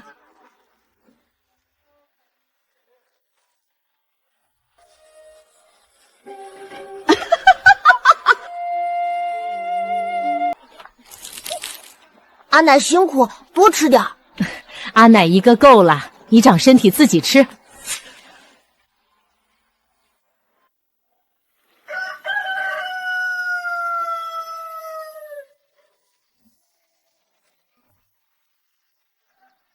怕有毒啊？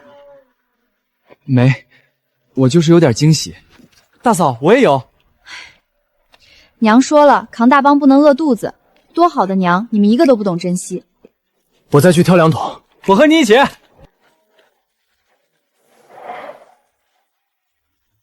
娘，我们去码头了。爹，二叔注意安全。哎，爹会注意的。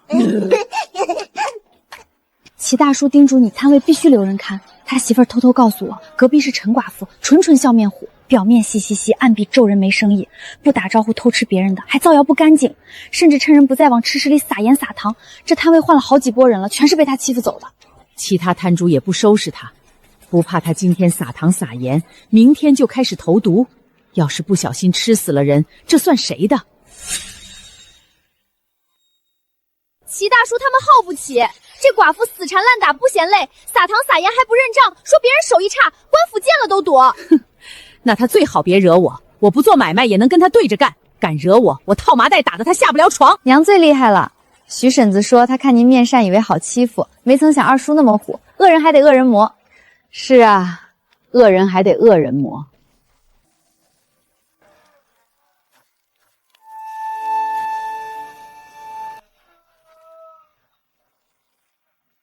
给隔壁刘大姐和张大姐送去。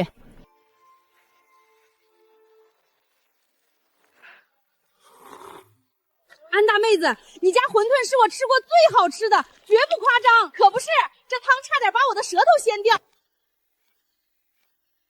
真这么好吃？多少钱一碗？8文一碗，我都快被香迷糊了。8文还不贵，买你俩粽子才6文。闻着是香，那我去买一碗，下次买你粽子。行，快去吧。姑娘，来碗馄饨，多撒葱花。好嘞，大娘里边坐，阿婆这边请。阿太里头坐。你们这摊子真是热闹啊，讨人喜欢的紧。这是你闺女还是？是我家大儿媳和大孙子，跟我亲生的一样，贴心孝顺。哎呦，有这么好的儿媳孙子，真是好福气。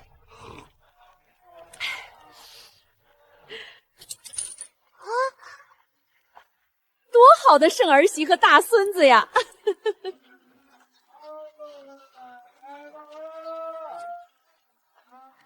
大姐，你家改卖馄饨了，闻着挺香。隔壁的，我买碗尝尝。你瞧，一口下去全是肉，骨头虾米汤鲜得很，只要8文。8文？你家肉丝粥才3文。人家那是白面鲜肉大棒骨，不像那边一碗面8文，简直糊弄人。去吃就是花冤枉钱。那倒是，上次去那面托吃了一次就不想去了。婶子，能不能买1碗半？孩子小吃不完1碗。你瘦小吃不了多少，我家馄饨顶饱，我多拿个碗给你俩分着吃，不够再喊我煮。哎呦，多谢婶子，要葱花，里边请。对。哎呦，找到了，安和妹子，吃馄饨了。买完布头来看看你，我跟他们不一样，我是特地来照顾生意的。说啥呢？就你关心安和妹子？就是，我们也关心好不好？哎呦，错了，人家要做生意呢，别呢。3个嫂子关心我是我的福气，快里边坐。你先忙，我们自己做。看上没看？姑娘，馄饨咋样？好着呢，娃一口气吃仨。摊主会做人，还多拿碗给我盛了半碗鲜汤，可不是隔壁那加盐帕的滚水能比的。那是，摊主是我们村的，名声顶好，我们赶集都来帮衬。我看人准，婶子再来1整碗。好嘞，得等等，还有几碗没下。8文一碗，真材实料，不是绝对后悔。我自己卖粥都吃他家馄饨，量大顶饱。去我那边做，煮好了端过去，先给铜板别忘了。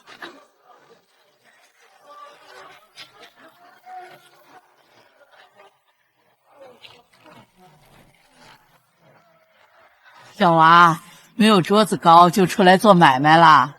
阿婆乱讲话，我比桌子高出半个头啦。安大妹子，那么好的馄饨咋不多包点？连50都没到。好几个客人买了烧饼想就馄饨吃，买不上喽。你不会要收摊吧？哪有偷懒连50都不做的？娘，你看，还有半锅浓汤嘞，倒了浪费，推回去也辛苦，不如再包点。行，我去买盐、白面和肉，顺便打2桶水。看好摊位，别让那谁靠近。挨千刀的，抢我生意。那帮老实卖粥卖烧饼的也是贱，帮着拉什么客？一个个脑子都有大病。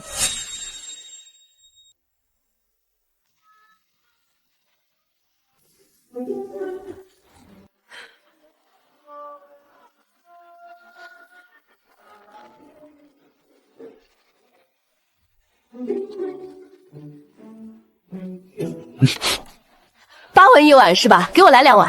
哎呦，皮薄馅厚，还是现包的。我们一家3口1人1碗。大婶，还有多久到我啊？等1刻钟了。大娘，别把我忘喽。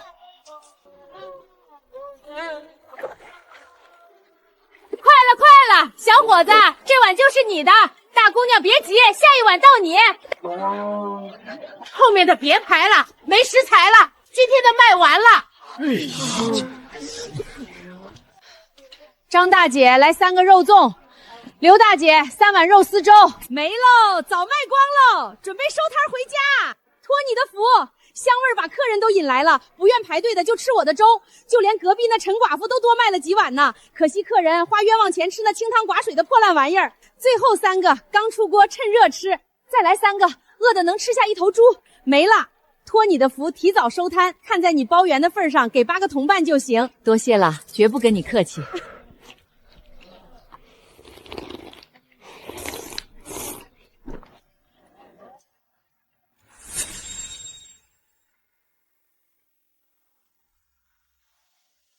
好家伙，齐大叔他们跑得真快，咱们成最后一个收摊的了。水用光了，不花钱打水，带回家洗。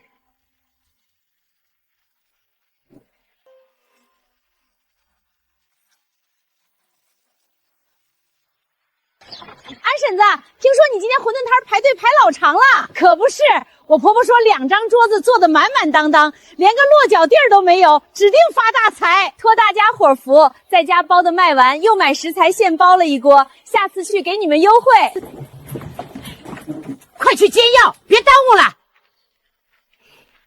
大嫂，你的药我煎好了，快趁热喝吧。多谢你，小花。娘，您累1天了，进屋歇着，我烧热水洗碗。村里人10碗算7文，40碗原价8文，现成后包的42碗全原价。打水、买面、买肉、买骨头、荸荠和葱秧，还有烧饼肉粽，支出180文。今日总进账726文，大兜里纯剩546文。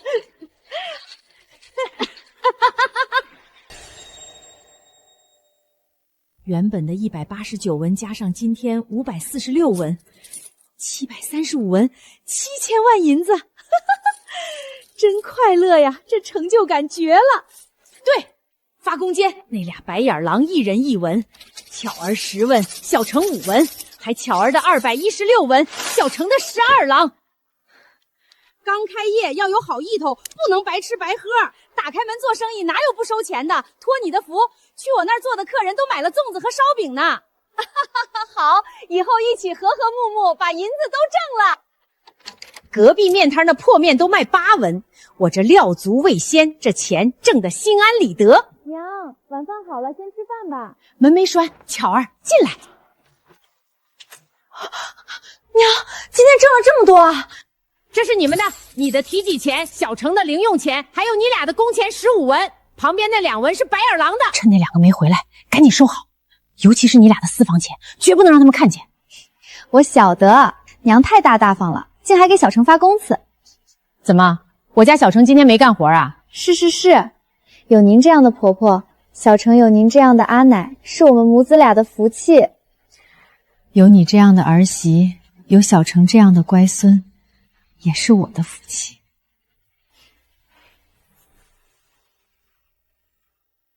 凭什么又让咱们推车？有公差，1文钱不是钱啊！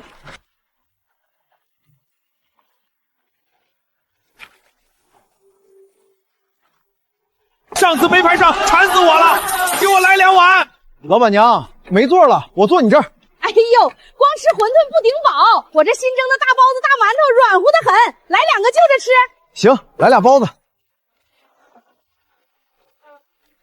没座的去刘大姐、张大姐和齐大哥那儿坐，他们家的包子、粽子、烧饼就是骨头汤绝配。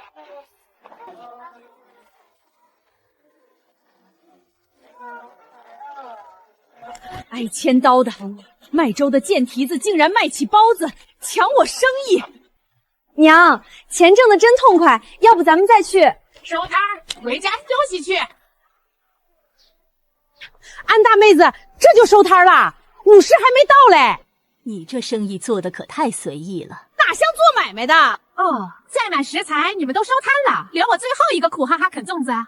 我才不干！行吧，行吧，看你上次可怜放你一马，下次可得多准备点，一天卖500碗，借各位吉言。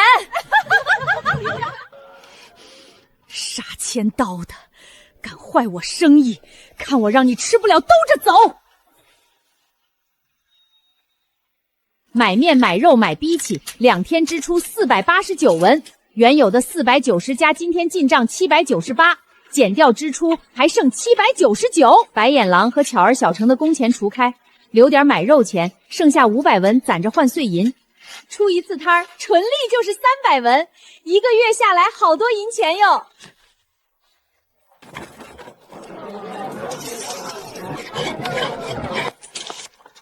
娘，要不去了吧？我这1个月不是喝药好的，是跟着您出摊，人逢喜事精神爽。好个人逢喜事精神爽！你成天生儿子怎么没见痊愈？小样，不就是舍不得30文一副的药钱，还在这找借口？30文太贵了，我1个月工资才够喝3天，太不划算了，不如攒着给小城读书。你听听你说的什么话，连性命也要拿出来算一番。娘，好，我跟你算。张大夫说治2、3年能痊愈，不过几十两，花几十两换你长命百岁陪着我们，划算不划算？你要是不治，过几年一命呜呼，你男人肯定再娶续弦，再生几个孩子，到时候你儿子没了亲娘，又没了亲爹的疼爱，他要怎么过？别说读书了，恐怕连媳妇儿都娶不上。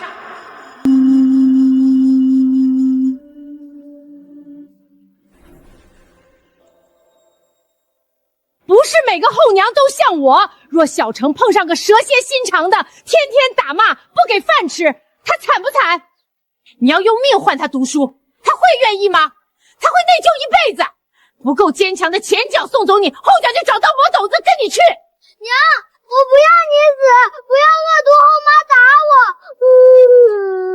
小城别哭啊，娘，1天30文，1个月900文，分了家我更不能让您破费了，我还不起。净说胡话，嘴上说我跟亲娘一样，心里还这么见外。不是的，我是大房媳妇儿，该江天河养我治病。江天河这个死心眼儿的，他掏得出1个月1两银子吗？不能，我就是不想便宜他，把责任甩给您，替您不值。可我愿意呀，我觉得值就行。你拿我当亲娘，我拿你当亲闺女，有能力自然看最好大夫。他江天河没本事，难道你就天天喝水饱，拖着等死？为了不便宜他，为难自己，那才是最大的不值。走，别耽误时间。可是娘，把我当娘就听我的，治病没得商量。再磨就真生气。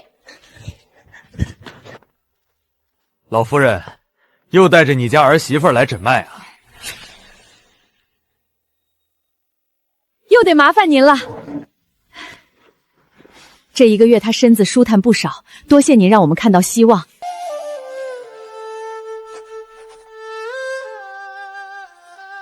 脉象好转，继续喝，适当干活，但切忌操劳。药费900文，诊金50文。掌柜的，您数数，9桥50文。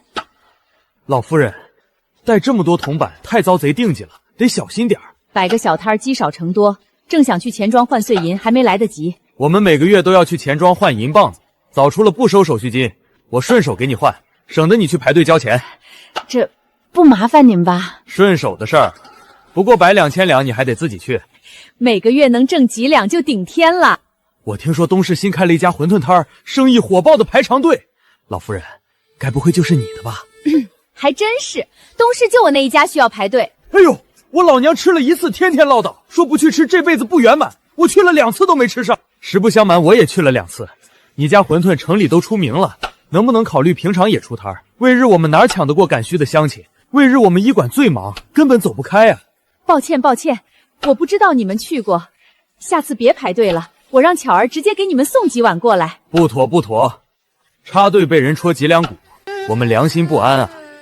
你这么麻烦，还不如考虑天天出摊呢。天天出摊儿，我得来回推着家伙事儿走40里，别到时候挣点钱全送来你们医馆了。买辆牛车啊，或者每天花30文雇牛车接送。摊位后头拉牛粪啊，雇牛车1月进1两。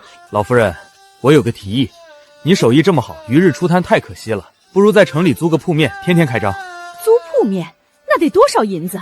不瞒您说，我也想，可我刚赚钱又要抓药，商铺最少半年一付，我实在攒不够1两1个月的租金。东市口就有几间铺子在招租，1个月也就300-400文，你一天纯利就300文，租个铺面绰绰有余。要是有了固定铺面，就不用来回推车，下雨天也能做生意。张大夫，我何德何能？老夫人别客气，你在东市摆摊，我们医馆的人都馋疯了。你要是开了铺子，我们天天去吃。老夫人，我在这县城行医20年，见过的人多了，你秉性纯良，值得深交。你要是想在城里落脚，我帮你打听铺面。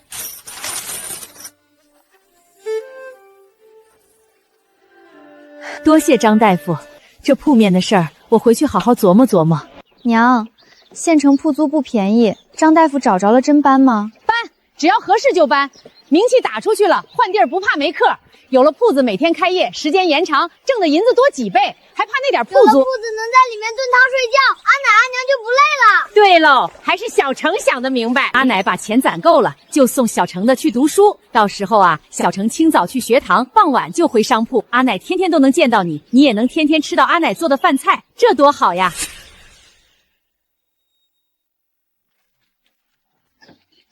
娘，今天都3月18了，距离3月22没几天了。没几天就没几天呗，难不成那天要塌？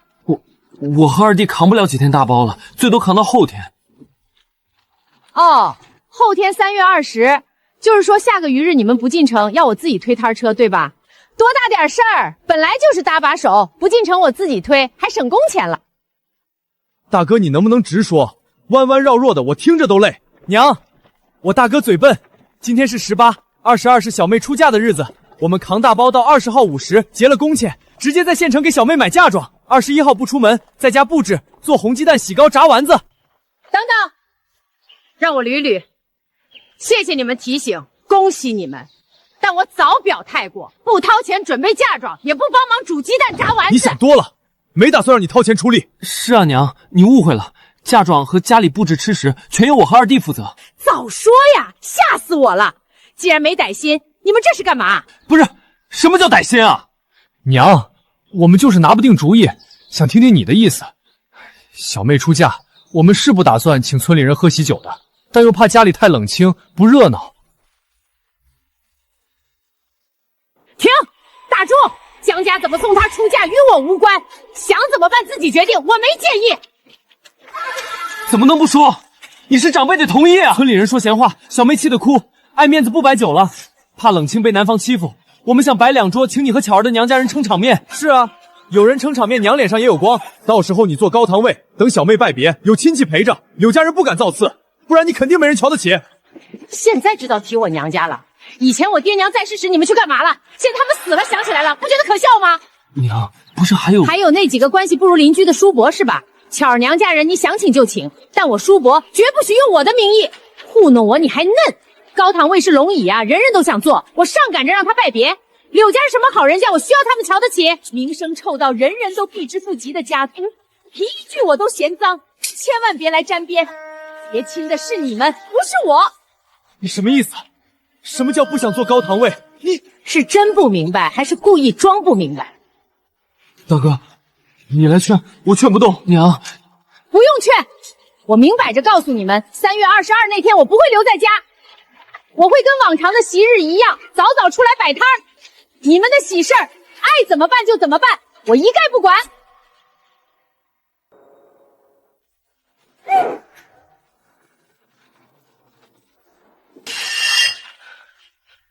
你要做什么？想当饭碗？娘，小妹出嫁你不能不在场，天底下没这样的事。有哪样的事？有为了野男人把娘推下河的事儿，有娘快死了算计白氏灵金的事，没良心不要脸的事你们全干了。现在还想让我给你们成全这脸面，天底下哪有这么好的事儿？娘，我们知道错了，再改了。小妹出嫁你不出面，柳家会欺负她的。我江仙山从不求人，求你别去摆摊儿，柳家撑撑场子吧。你们可真是狗皮膏药，口口声声再改了。大清早拦路徐晦气，存心把我夹在这儿。娘，我们没办法。怎么没办法？怕受委屈别嫁，从源头解决。你直接告诉柳家人，父母早死了，后娘是个陌生人，他们肯定理解。巧儿，你别控火！娘，我求你别生气了。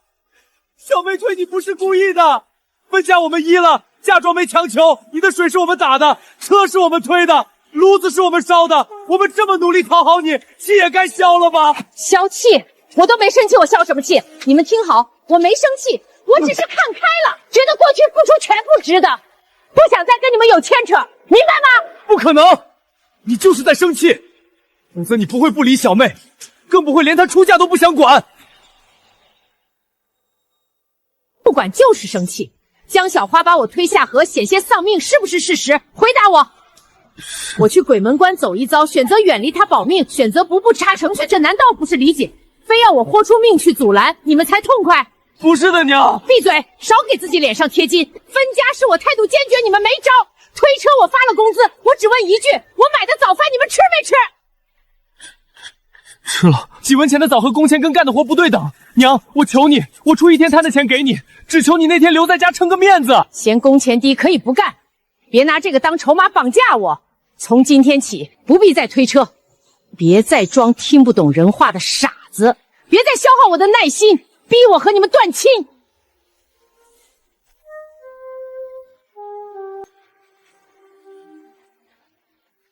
娘，等等我。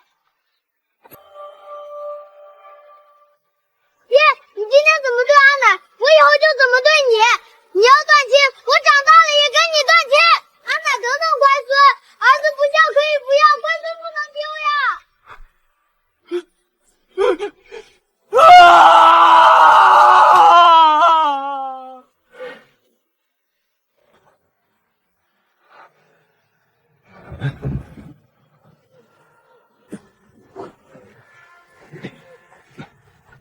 江小花不是快出嫁了吗？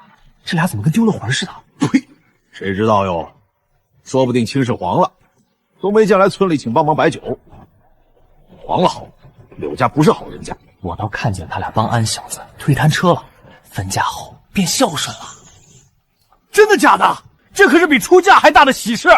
若他们真能变好，孝顺锦长他奶，锦长他奶也不算白疼他们一场。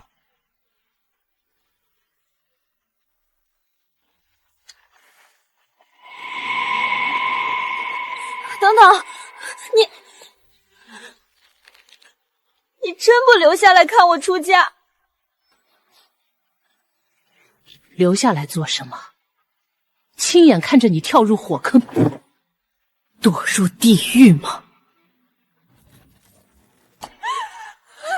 不是的，我才不会跳入火坑，我会是天底下最幸福的女人。3月20那天夜里，我眼皮狂跳，他们兄弟俩去码头结工钱，直到天黑透了都没见人影。二哥，小妹，二叔，孩他爸，他这是怎么了？大嫂，我撑不住了。哎呦，天河这腿伤得不轻啊，可不能这么背着，快去张李正家接推车。江家老大，醒醒，快醒醒！对对对，掐他人中，拍他的脸，让他快醒来。这时候可不能睡，仔细一觉睡过去醒不来了。江天河，你给我醒醒！儿子还这么小，我身体又不好，你忍心丢下我哥？你说过你要送我出嫁的，眼看我马上就要嫁人了，你可不能食言。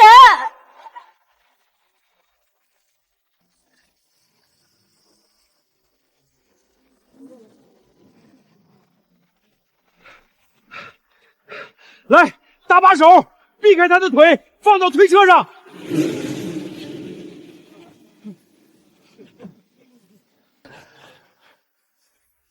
好端端的人，怎么变成这鬼样子？被打的！我们去码头要工钱，管事就一直躲着我们，好不容易堵到他人了，他又不断挑我们的毛病，要扣我们1大半的银子。他为了护我，腿被打断了，医馆关门，我只能背他走回来。糊涂！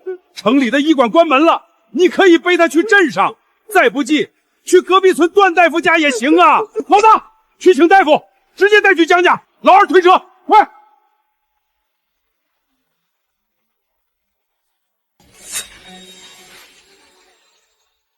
娘，大哥的腿断了！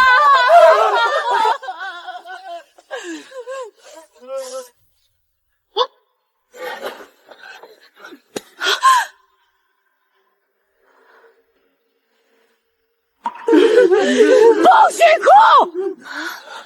巧儿，开门安置人。江天山，请大夫去捡回这条烂命。江小花，去烧滚水，马上要用。谁敢把小城吵醒，我扒了他的皮！3月22，有人摆摊，有人出嫁，有人断腿躺在病榻。表面上看各司其职，可实际上，这个家已经散成了一盘沙。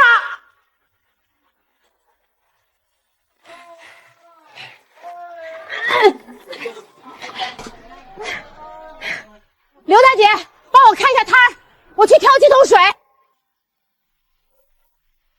今天咋就你一个人？老大摔了一跤。哎，巧儿刘家照顾了，待会儿请你吃馄饨。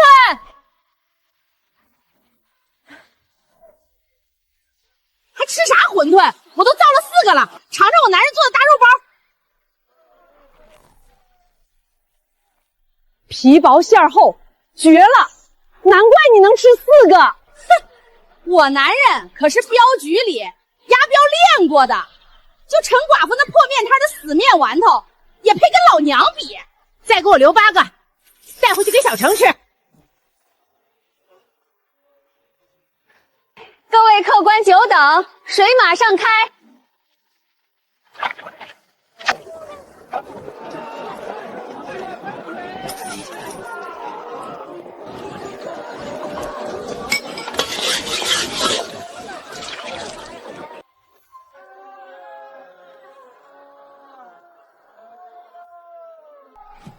安大妹子，这才半个时辰你就收摊？你这也太能偷懒了！我们这连1半都没卖完呢。大婶儿，有钱你都不挣，是不是傻子来的？连来3回了都没吃上，真扫兴。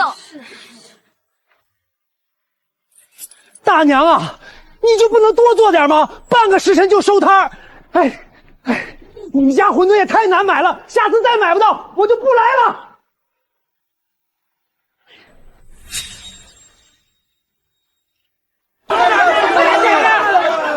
诸位多担待。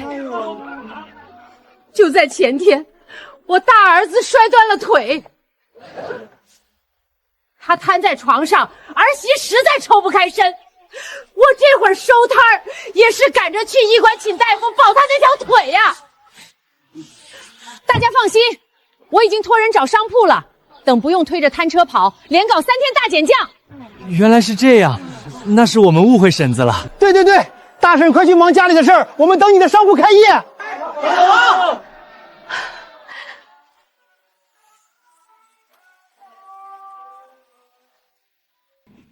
刘大姐，帮我盯一会儿。江天河那条烂腿要是废了，巧儿就当一辈子免费老妈子，小城连媳妇儿都娶不上。这自掏腰包请张大夫的血本必须得下。再者，商铺的事儿绝不能再拖了。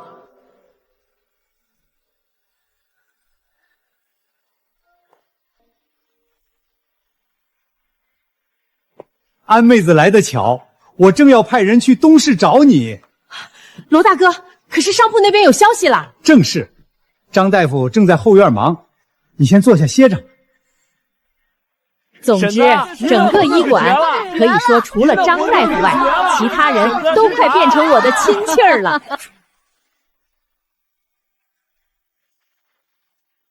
安夫人，好消息！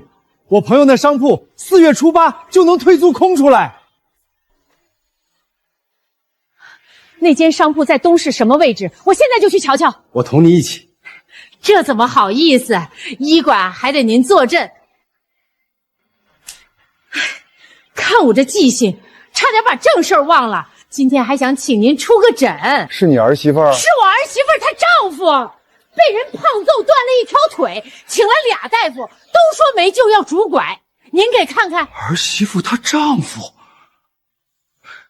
罗掌柜，让人备马车拿药箱，咱们先去看腿。大人，看腿不急，先看商铺。啊，先看商铺？对。没商铺就挣不了钱，没钱怎么治腿？反正那小子一时半会儿也死不了。那就听安夫人的。罗掌柜，叫小东子带药箱去东市馄饨摊会合。哎，那商铺离你摊位不远，就是好又来饭馆。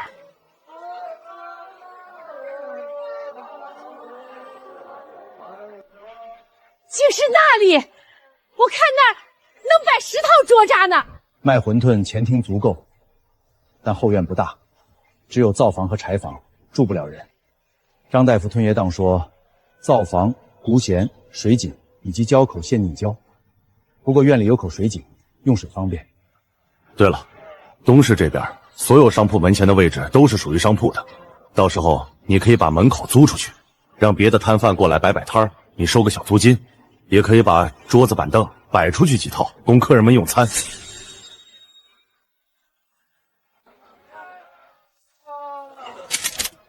哎呦，张大夫，今天还是老规矩。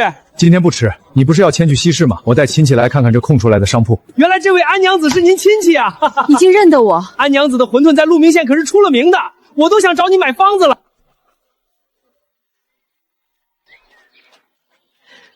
挺好，不知您那位朋友有空没？今天就把租赁协议签了。我这黄金旺铺原价1两银子，既是张老兄的亲戚，就不涨价了。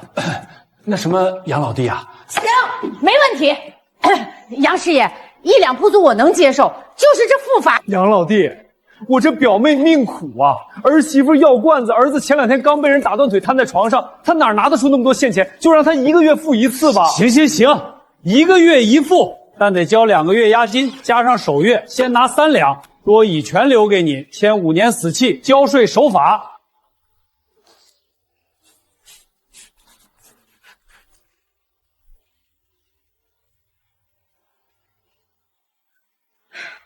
表哥，以后你的馄饨我全包了。你倒是会顺着杆子往上爬呀！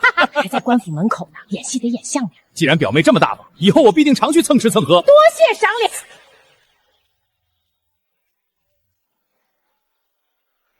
小东赶车，安夫人随我坐马车。大强，你推着你安婶的摊车跟在后边送回家。哎，怎么又是我？嘿嘿，好嘞，婶子放心，我力大如牛，保证安全送到。入坑的慢慢推，翻了不打紧，你别受伤。等店开起来，去婶子那儿吃馄饨，不收你钱。得嘞，谢婶子。张大夫，您这是？我是替你着急。从官府出来，你请我吃，方才你请大强吃，跟杨师爷签完协议，你还请他吃，全都管够，分文不收。安夫人啊，你这谢人的方式，以后开了店，你能挣回铺租吗？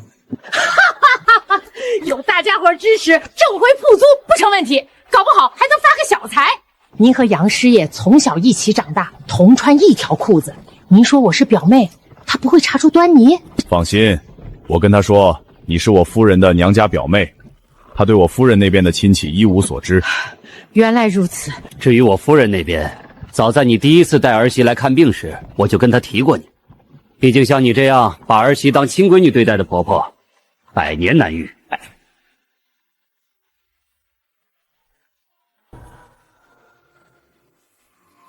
那天我跟夫人说起你对儿媳视若己出，她极度佩服。是她叮嘱我多照顾你们，这假称亲戚的事儿她也知晓，哪怕杨师爷问起，也绝不露馅儿。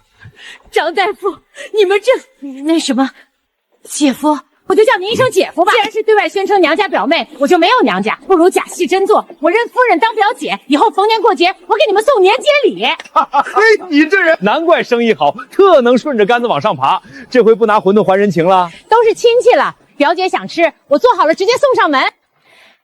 你们2口子的恩情，不是几碗馄饨还得起的。得，打住，别拿恩情说事儿。不然不敢认。不过丑话说在前头，就算是亲戚，找我治病也得付钱。必须的，姐夫记得跟姐说，我带任天礼上门。早知会成亲戚，你后悔不？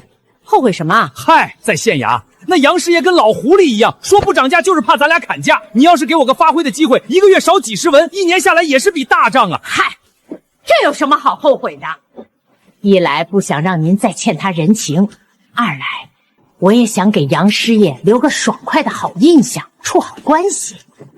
哦，你有什么打算？